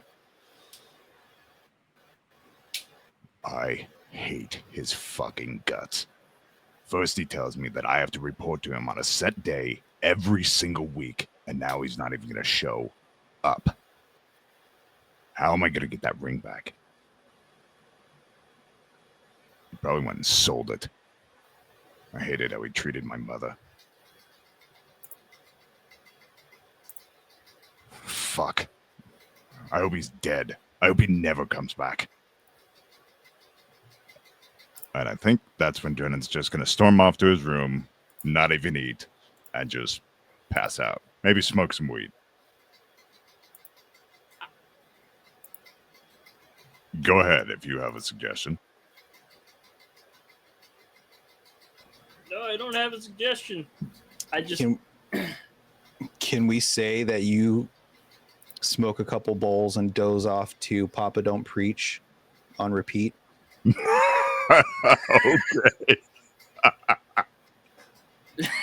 fucking Roxy. I hope he's hanging by his ass hair in a meat locker somewhere. Wait a minute. That's very specific.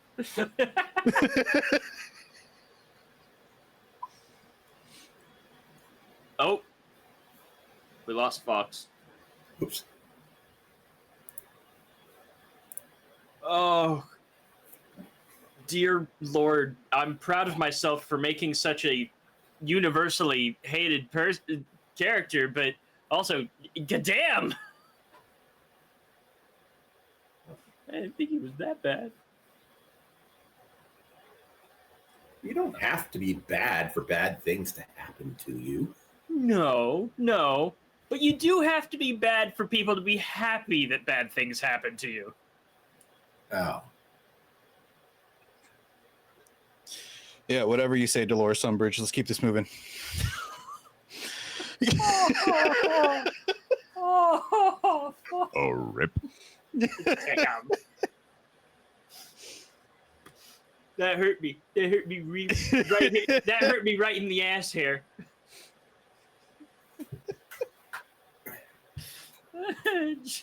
Jinma.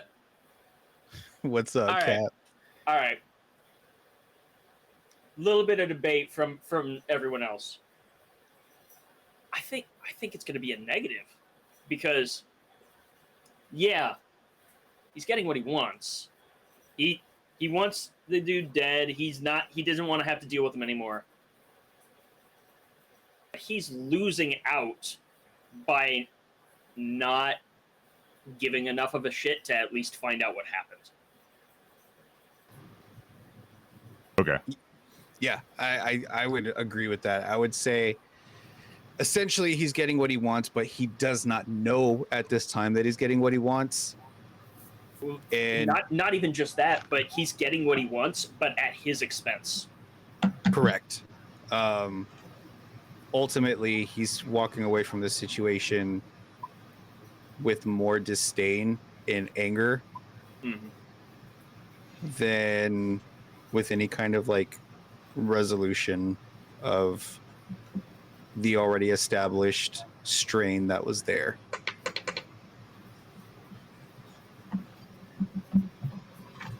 Yeah, I dig it. Oh, hey, Cap's here. Hey, Cap. This is probably an interesting thing to come back to listen to after spending time with your kid.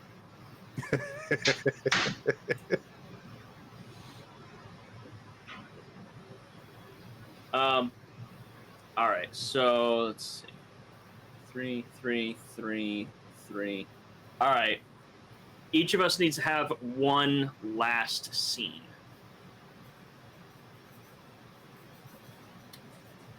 And then we get to the end of this game. We get to find out our resolutions.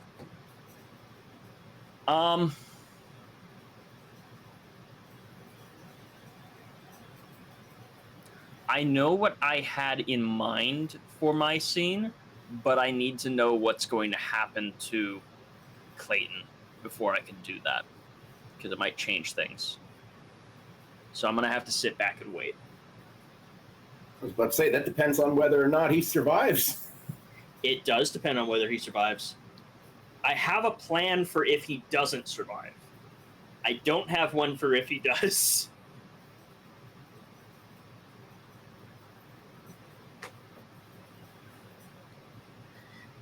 I mean,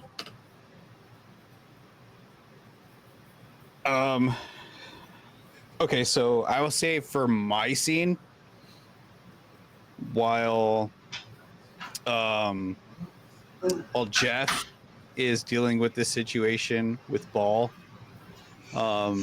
Toby's gonna be in Clayton's truck,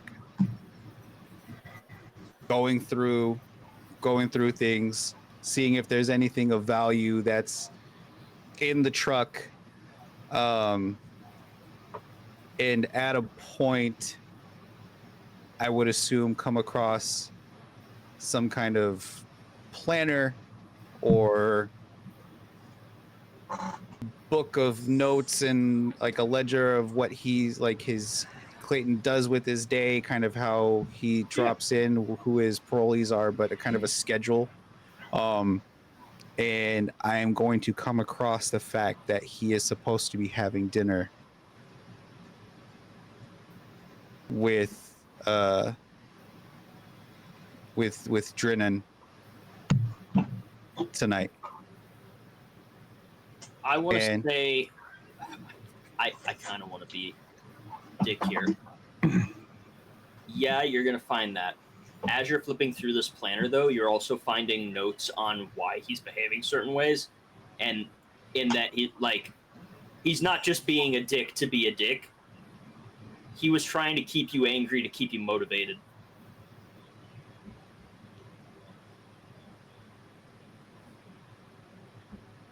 Keep me angry? Yeah. So yeah, I'm going to be finding all of this shit and kind of have that like moral dilemma moment of, should I fucking tell him? And I would imagine that I hear like the muffled like screams and squeals coming from the back of the building, and I'm just going to take that information, that like that folder, like Jeff's case file or his folder out of that, and I'm going to roll that up and stick that in my back pocket.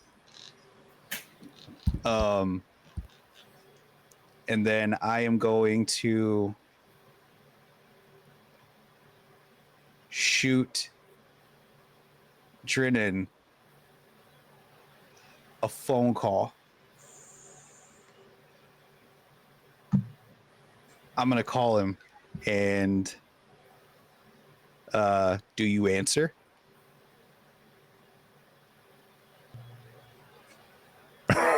You know what? Sure. Since I'm stoned out of my mind currently listening to.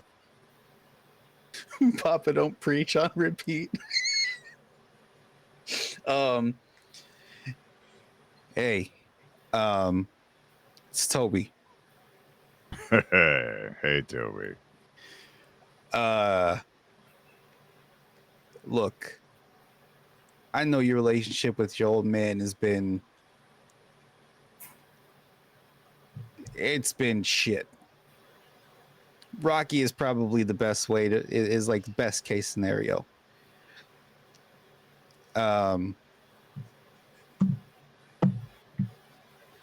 It's been a straight up dumpster fire since my mom died. Go on. In the spirit of new leaves being turned and trying to further establish trust and respect, Get to the point, Toby. I'm trying to get high. your old man's not going to be making it home for dinner tonight. What? I'm really not going to say anything else.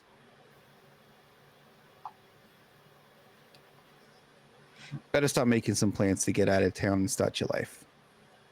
You probably won't have any anchors holding you down here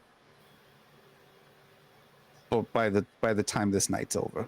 So yeah, I'm just trying to be a good guy here. Have a good night. Sure, Toby. Good guy. For what it's worth, condolences for your loss. And I'm just gonna hang up. Condolences for my loss. Whatever. Drinna goes to crank the music and lights another bowl and just bong rips a whole entire thing right to himself, to his dome. Fuck yeah. Yeah, from there, I'm going to finish sweeping the truck. And once that's done, I'm going to basically sanitize the entire cab to make sure that none of Jeff's fingerprints or anything are left in that vehicle. And then I am going to take a lighter, light his parole profile up, and toss it in the back of my truck. And then I'm going to light a smoke and lean up against my truck, really long exhale, and that's going to end my scene.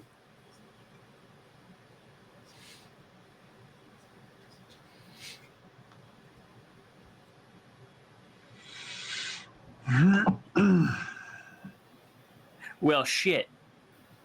All right. Let's see. I can't decide if that's going to be a positive or a negative for you. I don't know either. The only like little bit that I see is the negative is because he took the file. Actually, I know how that's going to go. Yeah, that's going to be a negative. I know why that's going to be a negative for you too. Oh, okay. This is going to be bad. I mean, this is going to be fantastic. Okay, I'm in danger.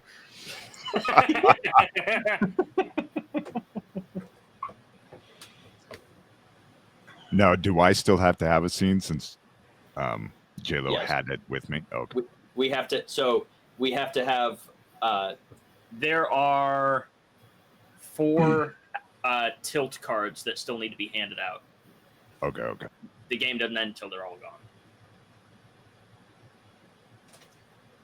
You can do your scene if you want. I want to say this. Hey, Ball. Yeah. My scene no longer matters. Whether or not my guy survives no longer affects my scene. Okay. Well, then I'll do a quick scene with you. All right. You've been pedaling for probably a couple hours now. Still gagged? Yeah, still gagged. I'm sure that you've got enough energy for that. I open the door, shut the door, we're a windbreaker. And in my hand, I've got 2 spatulas. I put them both in one hand, and I step up while you're pedaling, and I give your ice cold skin a flick. It's got to be tender. Then I take my spatulas, and I begin a drum solo of Wipeout. Just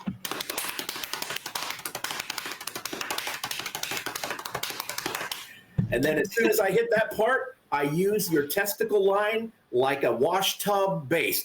Boom, boom, boom, boom, boom, boom, boom, boom, boom, boom, boom, boom, boom, boom, just adding tension, and I am just having me a blast with my bass solo. Like, don't quit pedaling, fatty. You gotta stay warm. Come on, workout music for you. Just going on it. Accompanying you is just like. Yeah. Wipe out!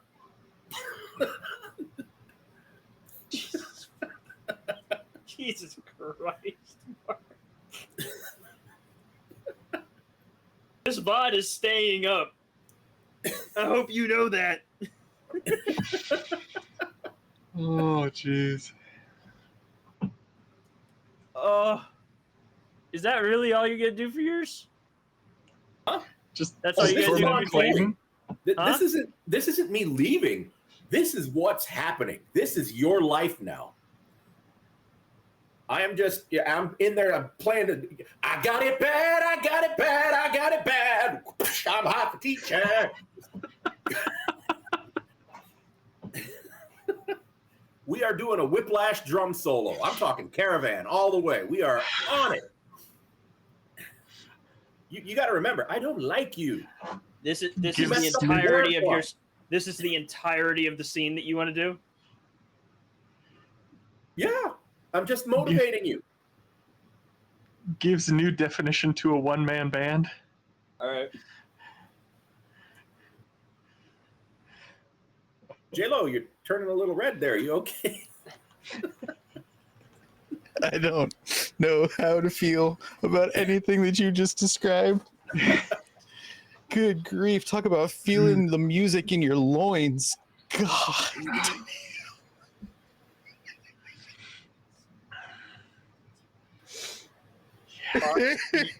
Fox, do you have a scene that you want to play out? My Or scene would Go on. my What is- scene would probably be me, like after Toby takes the truck, I'd go back inside to Ball going in, and I'm just like, what? And I look in and I see what he's actually done to him, and I'm just like, huh. I'm just gonna wait. So I'll wait for him to take a break from his set list, and Oh, fuck. I'll come up to Oh, him no, and I'll I'm be on like, the Black Eyed Peas now. So We you are see, on it. when he starts playing Tool, that's when you need to really be worried.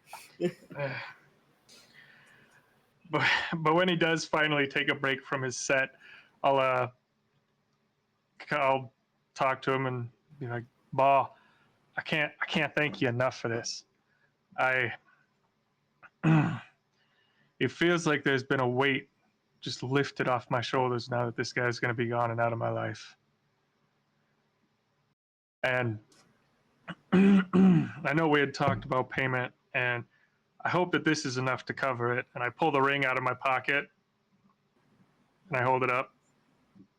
I look at the ring and I'm like, I will not accept that as payment. You are going to have to cash that out Nope. somehow. What am I supposed to do with this ring then now?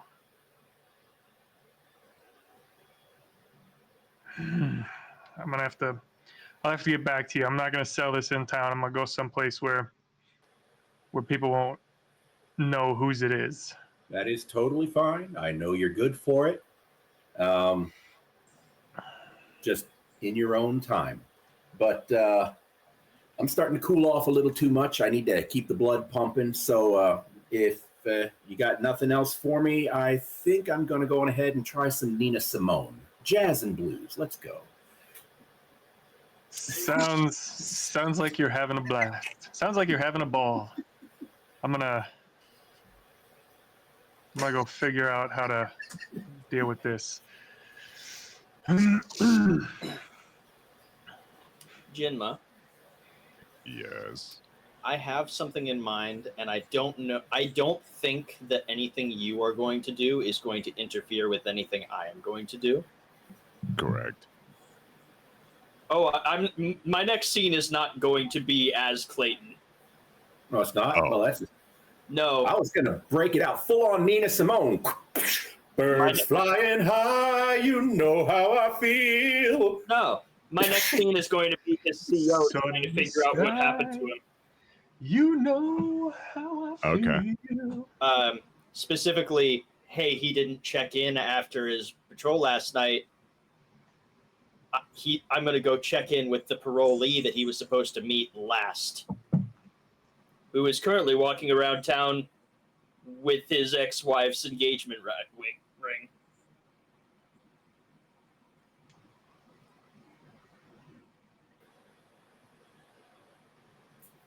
It's a new dawn. It's a new day. It's a new life. I see that look on your face, J-Lo. I'm feeling good. Da-dum. Da-dum. Did I ever meet Drennan? No, I don't think so. you've never met Drennan. You know that he had a stepson, but you've never met him. That being said, you Okay. also know that he used to work at the McDonald's that you just burnt down.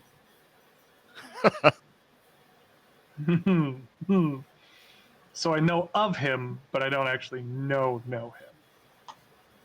Yeah, whose idea was that anyway? What a fucking loser. Jesus Christ. I think My bad. No, you. So, I think that for the scene that I'm going to establish, where are you trying to go to get this ring pawned off?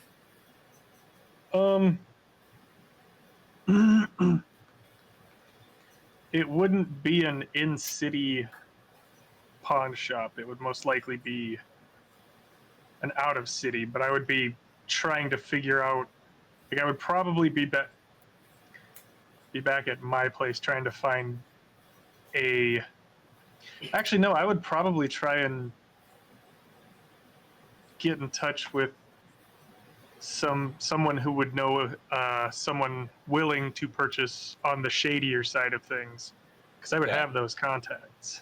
Where would you be though with it the following morning? The following morning, I would be back at my house. Okay. You get a knock on your door.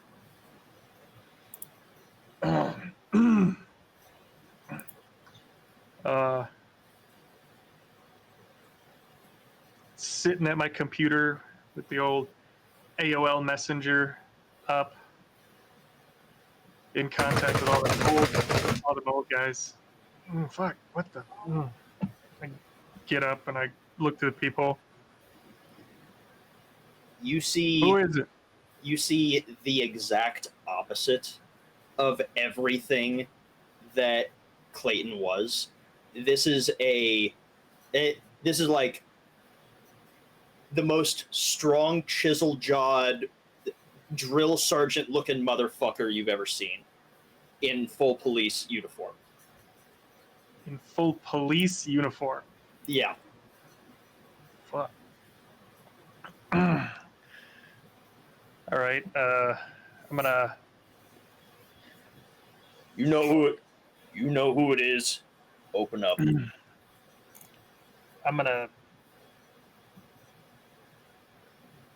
gonna open up. I'd have hidden the ring. That's the only thing that ties me to it. I'd have hidden that like someplace. I'd have hidden it in a frozen bag of peas in the freezer. So I'll go up and I'll open the door and I'll be like, "Yeah, what's up?" Jeff Custard, Yep. your parole officer is Clayton Binion. Yeah, that asshole. He didn't check in at the end of his patrol last night. And you're the And last one that he was supposed to be seeing.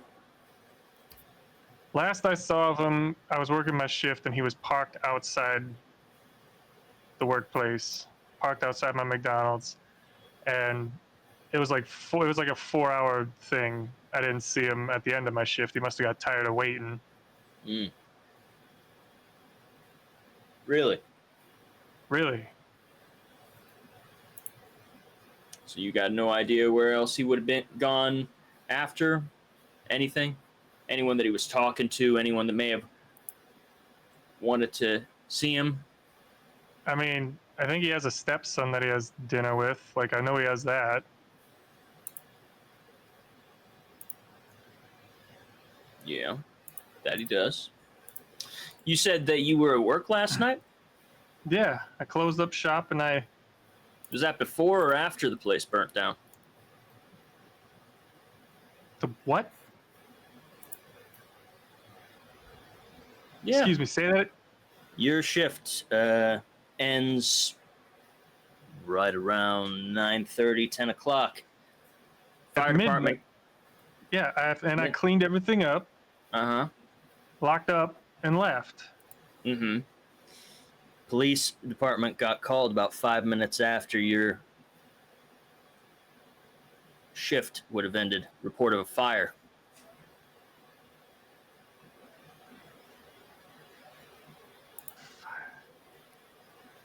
What? How, And it went up big and fast. Don't know much. I did everything I was supposed to. It's how is? Um, Oh How- fuck! what?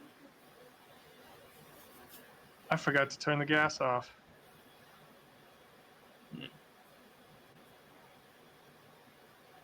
Interesting. Oh fuck! We'll see. We'll see what the fire commissioner has to say when they get back with their investigation.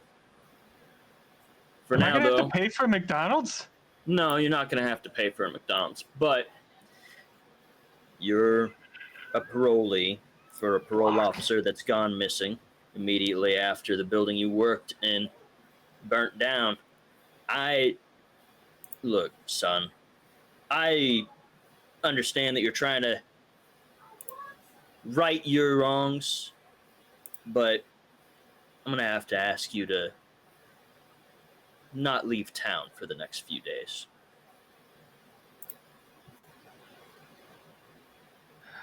Fuck. We're going to have a patrol car around. They won't bother you too much, but just to make sure that everything's on the up and up. Keeping an eye on you. Okay. Fuck. I don't have a job anymore. No, I suppose you don't. It's just a miracle no one got hurt. I'm really glad that it was at the end of shift. If I'd have been in there.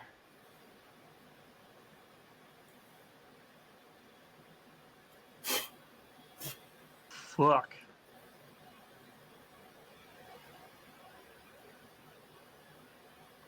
You said that he was supposed to have be meeting up with his stepson.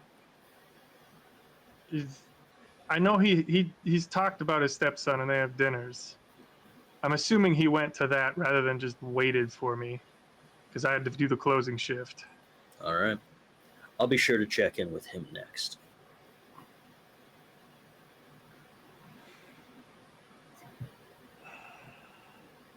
If anything comes up, we'll let you know. You have a good day. Sounds. Yeah, you too. I'm gonna start looking for a new job because I gotta have a job as part of my parole. All right. Fuck. Got to have a parole officer too. Maybe a nice one. This guy's an asshole. This Clayton dude. Like, is there any way I can complain about him? Like, actually put in a formal complaint. Like, he checks in like way too much. Like, he's always on my dick. Out of character? Nice. You just provided motive.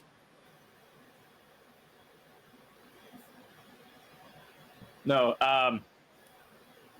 In character. Yeah, you can submit a formal complaint down at the precinct. All right. Don't worry, we'll make sure that someone else has your case file.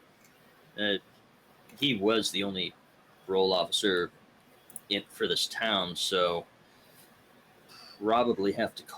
probably have to meet up with one from county.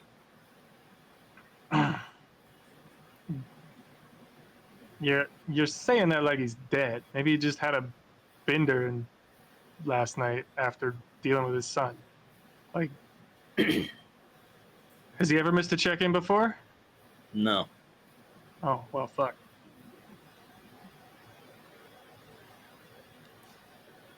Maybe he's sleeping it off? sleep. I look. He may not have been in the best of health, but Heart attack. he kept his body clean as far as drugs, alcohol, and everything else goes. I don't know what he would be sleeping off. Didn't drink? No, What Not kind a of drop. man doesn't?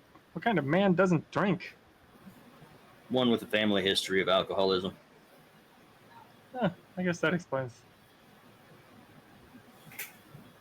I don't know what to tell you. If you hear anything from him, you know how to reach us. I'm sure I'll hear from him probably on Monday. I wonder why I'm not working.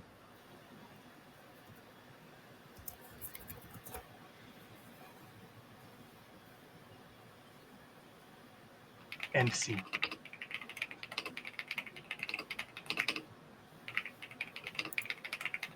End scene.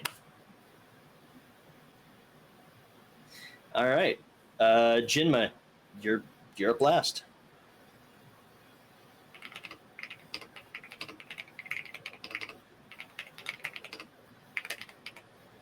Well, I think you pretty much set my scene up for me. It would Yeah, just I be did. the parole officer coming to, I guess, check in. Well, he's not a parole officer. He's Or the his, he- yeah. he's a CO. Okay.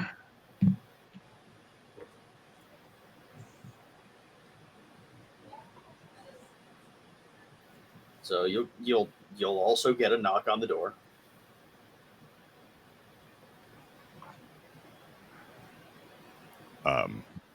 Dren's head shoots up from his bed. Music's still playing. Oh shit! What? It's a good thing this takes place in Ohio, where weed is legal now.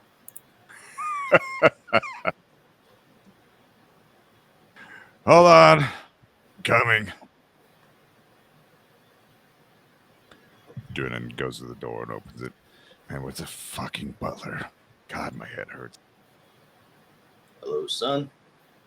How are you doing? How's the day treating you? Aren't you my dad's CO? Well, yeah, about that.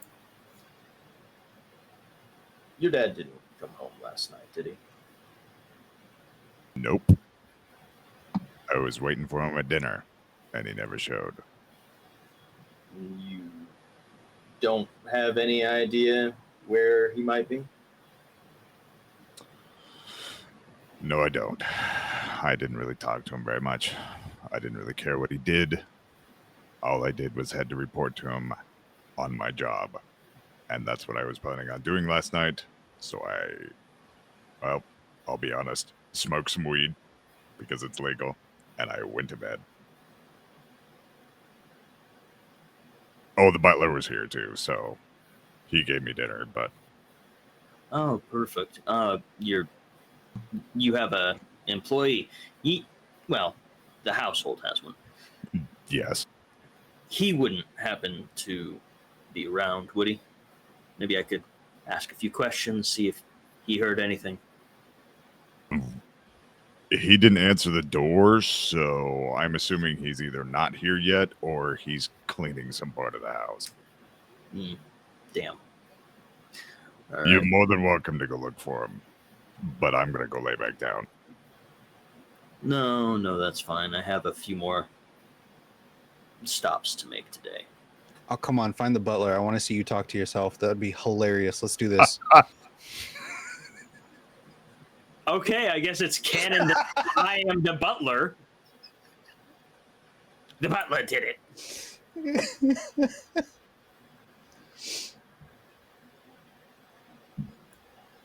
Is that end scene, or do you want me to play the butler? I think that's gonna have to be NC. Okay. I don't want to have a conversation with the butler. All right. So here's the way that this ends. Same way as before. You're gonna add up. You're gonna tally up everything that you got. Subtract blue from red, and then I'm gonna give you an aftermath card, and we get to do a little bit of a round the table epilogue for each of our characters based on that. 3, 8. Somebody's got to flip my cards for me. My my computer restarted and now my keyboard isn't working right.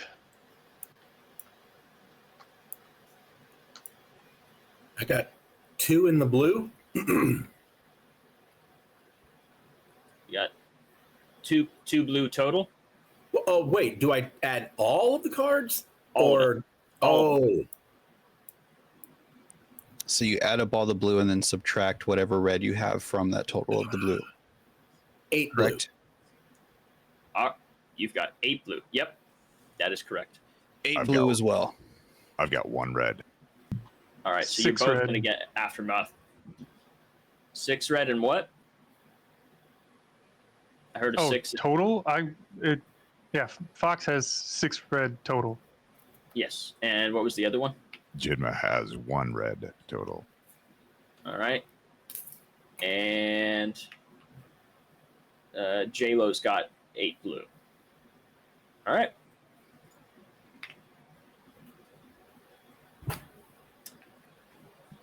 On my end, on Clayton's end, my aftermath, hapless. Well, I'm not precisely better off. I'm no worse for having been involved in this ridiculous disaster either. I'm back where I was, and given the circumstances, I'm sure we can all agree that's pretty good. I don't know if I agree with this. I don't know how I ended up with it, unless after a while I got let loose. Oh, no. I'm not saying that you let me loose because you wanted to. I'm saying maybe it's with that ending, I'm not dead. With the card that I got, I'm pretty much back to square one. So You I are have my to imagine permanent Tom. I have to imagine, given that, maybe the guy investigating my disappearance started getting a little bit too close and you had to let me go or burn down what was left of your own enterprise. Either way, you're not going to be able to hold on to me forever. Hmm. And whatever the case may be, I think if you'd let me go, if you let Clayton go, he's not going to say anything because it's family. For whatever your opinions are of him, he's an asshole, but family first. Whether you agree with the decisions he made or not, that was always his stance. You'd have to get really cool with a lot of shit really quick because I've got a delivery man on the line. Well, it's either that or he gets disappeared and it doesn't matter. Fox, what'd you get in your aftermath? Pathetic. This did not go well for me, and I'm going to suffer for it. Everyone is going to know that I blew up the McDonald's. My stupidity and lack of common sense and decency. I have a strong feeling I'm also going to jail.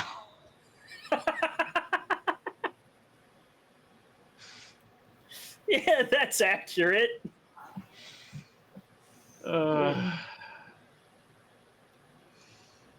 mean, now you're stuck. Now you're stuck in town until this investigation is over.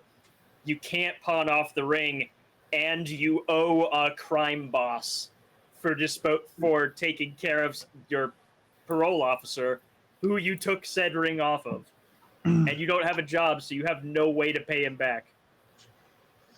Yeah. You're pretty fucked. I'm boned. And all right. because my passion got misdirected. Panic. Yes. Let's see what you got. Aftermath. Unfortunate. It's true, I've made some mistakes, perhaps some very serious ones, but in the end, here I am, more or less whole, more or less not broke, a prisoner, or dead. Let's agree to call that a win. Well, okay, I got to play the bongos on your fat ass. You don't necessarily have to die, but maybe you get a Darwin Award because 50 pounds hanging from the scrot for a few hours may have blue-balled you into eunuch oblivion. Fair enough. So, at end of the day, you didn't really gain anything except for catharsis, but you didn't lose anything either.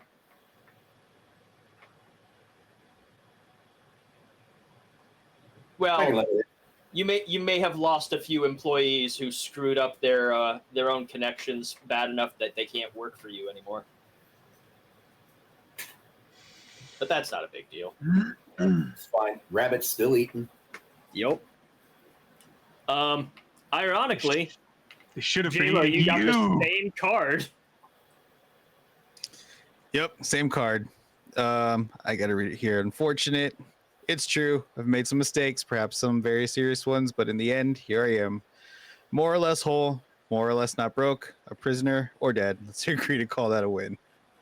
So, I mean, I'd say that's pretty accurate. You kind of blew into town, did a few favors, and then blew the fuck out before shit could hit the fan on you.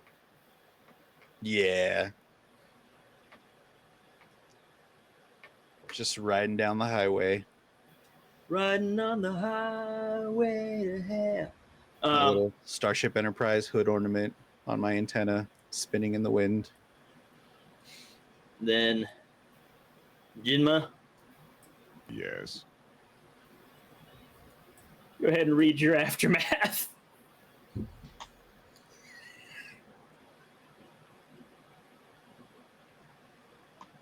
Yeah, it really doesn't make any sense. I don't know. We can make it make sense. Horrifying. I'm probably dead, right? Other people too. Probably innocent people. There is no justice. There is no mercy. Everything is utterly painful. Painfully screwed up. And it's all of it, my fault. I don't know if that's necessarily all Because true. of your but damn cursed ring. I wonder. Family heirloom ring. The only thing that I could say that might make that apply to you is, where was the money coming from to pay for your lifestyle?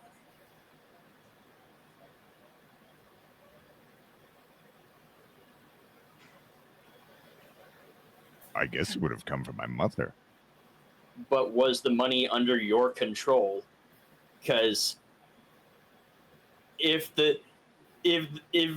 I went missing and the money was in my accounts, those accounts get frozen until the investigation's over.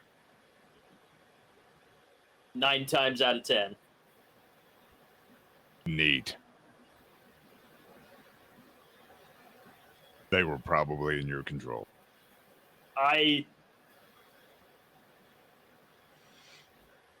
We said you worked at the bank. You have income. I don't know if you're going to be able to pay for a butler, but you've got income. Right? Oh, yeah. And you're making extra money from Ball. Yeah, oh, well, there's that. Innocent people Are probably dead. You're helping him chop the bodies up. Well, freeze dry them and break them up, but in general, I don't deal in innocence. Generally, do you Actively make sure that you could tell the difference. no. But if you end up meaningfully disappeared, you're not normally that good of a person.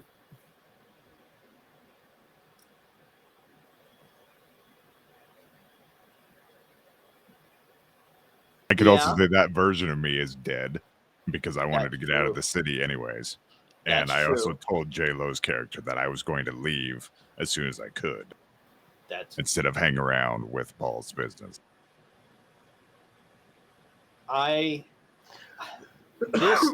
this game went very strangely. Thank you for that, Mark. But damn, I'm glad I played this with you guys. I just wanted to kill Clayton. You did. He's kind of. He's dead He inside. wishes he was.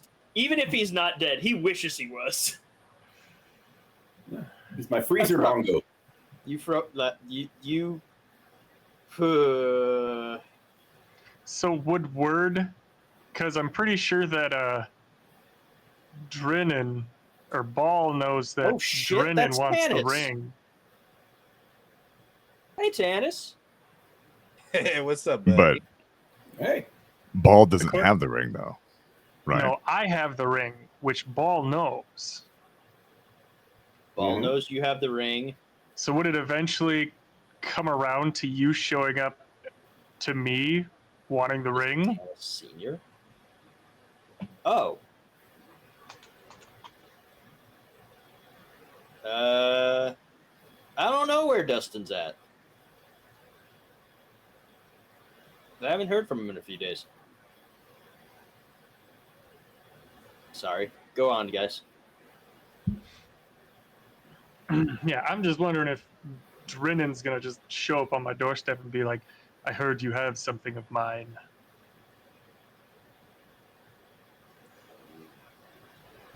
I think I'm gonna say no because with everything already being frozen, and I already want to cut ties. Like the ring necessarily doesn't matter too much to Drennan because it was just something he could take from his stepfather. That was his mother's. I like the idea more so.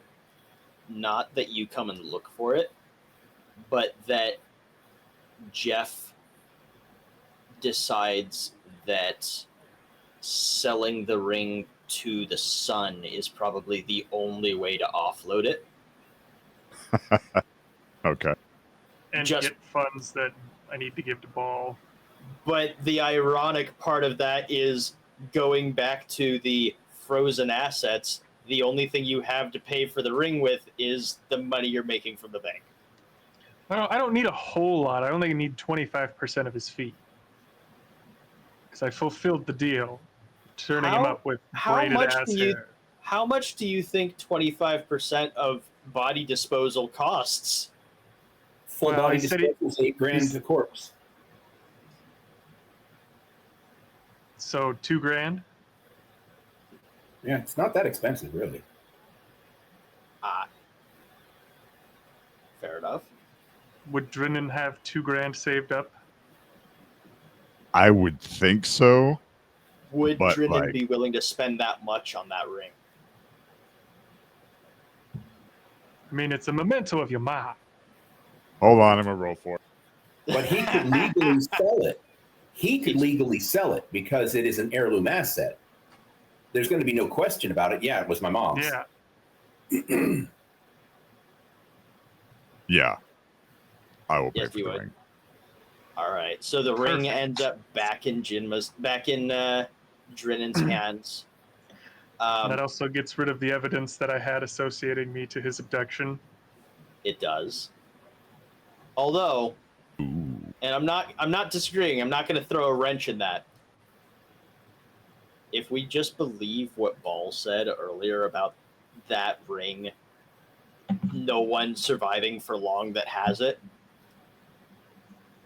I wonder if you got rid of it fast enough to get rid of the curse. That is one of those things. Technically, I only would have had it for long enough to figure out I can't sell it in town, track down Drennan, and get the funds. So a few days, maybe? And then I have to wonder, so we have this ring that is cursed and actually did the thing that Ball said it would do, more or less. The guy that had it died, or kind of. He's not Died dead, on the but inside. he died a personal death, a spiritual one. Maybe it's compounding based on how long you have it. Like it gets worse and worse the longer you have it, and he only had it to the point where he got testicle tortured One could argue that is a fate worse than death.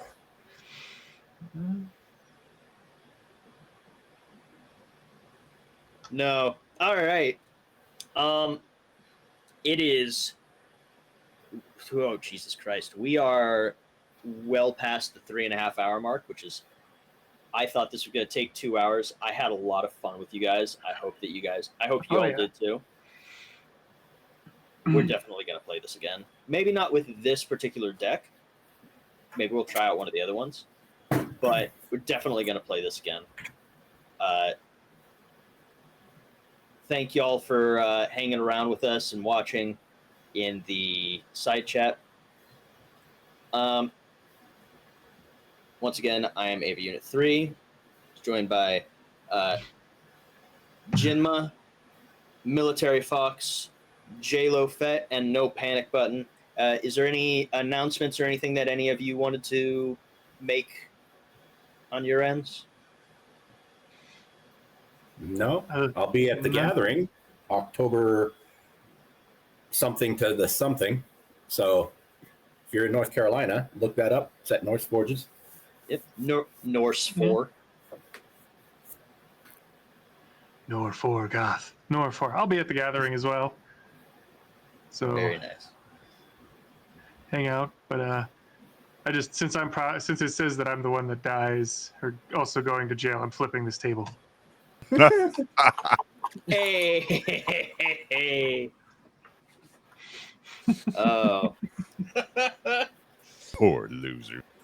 Next week, tune back in. We've got a fantastic show hosted by Nerdy for Behind the Screen. Week after that, I'll be back on here. I think we are about due for a round of Betrayal at the House on the Hill. I will call around to see if I can find some people to play that. You all have a fantastic night. See you next time. Have a good one. Bye. Bye, guys.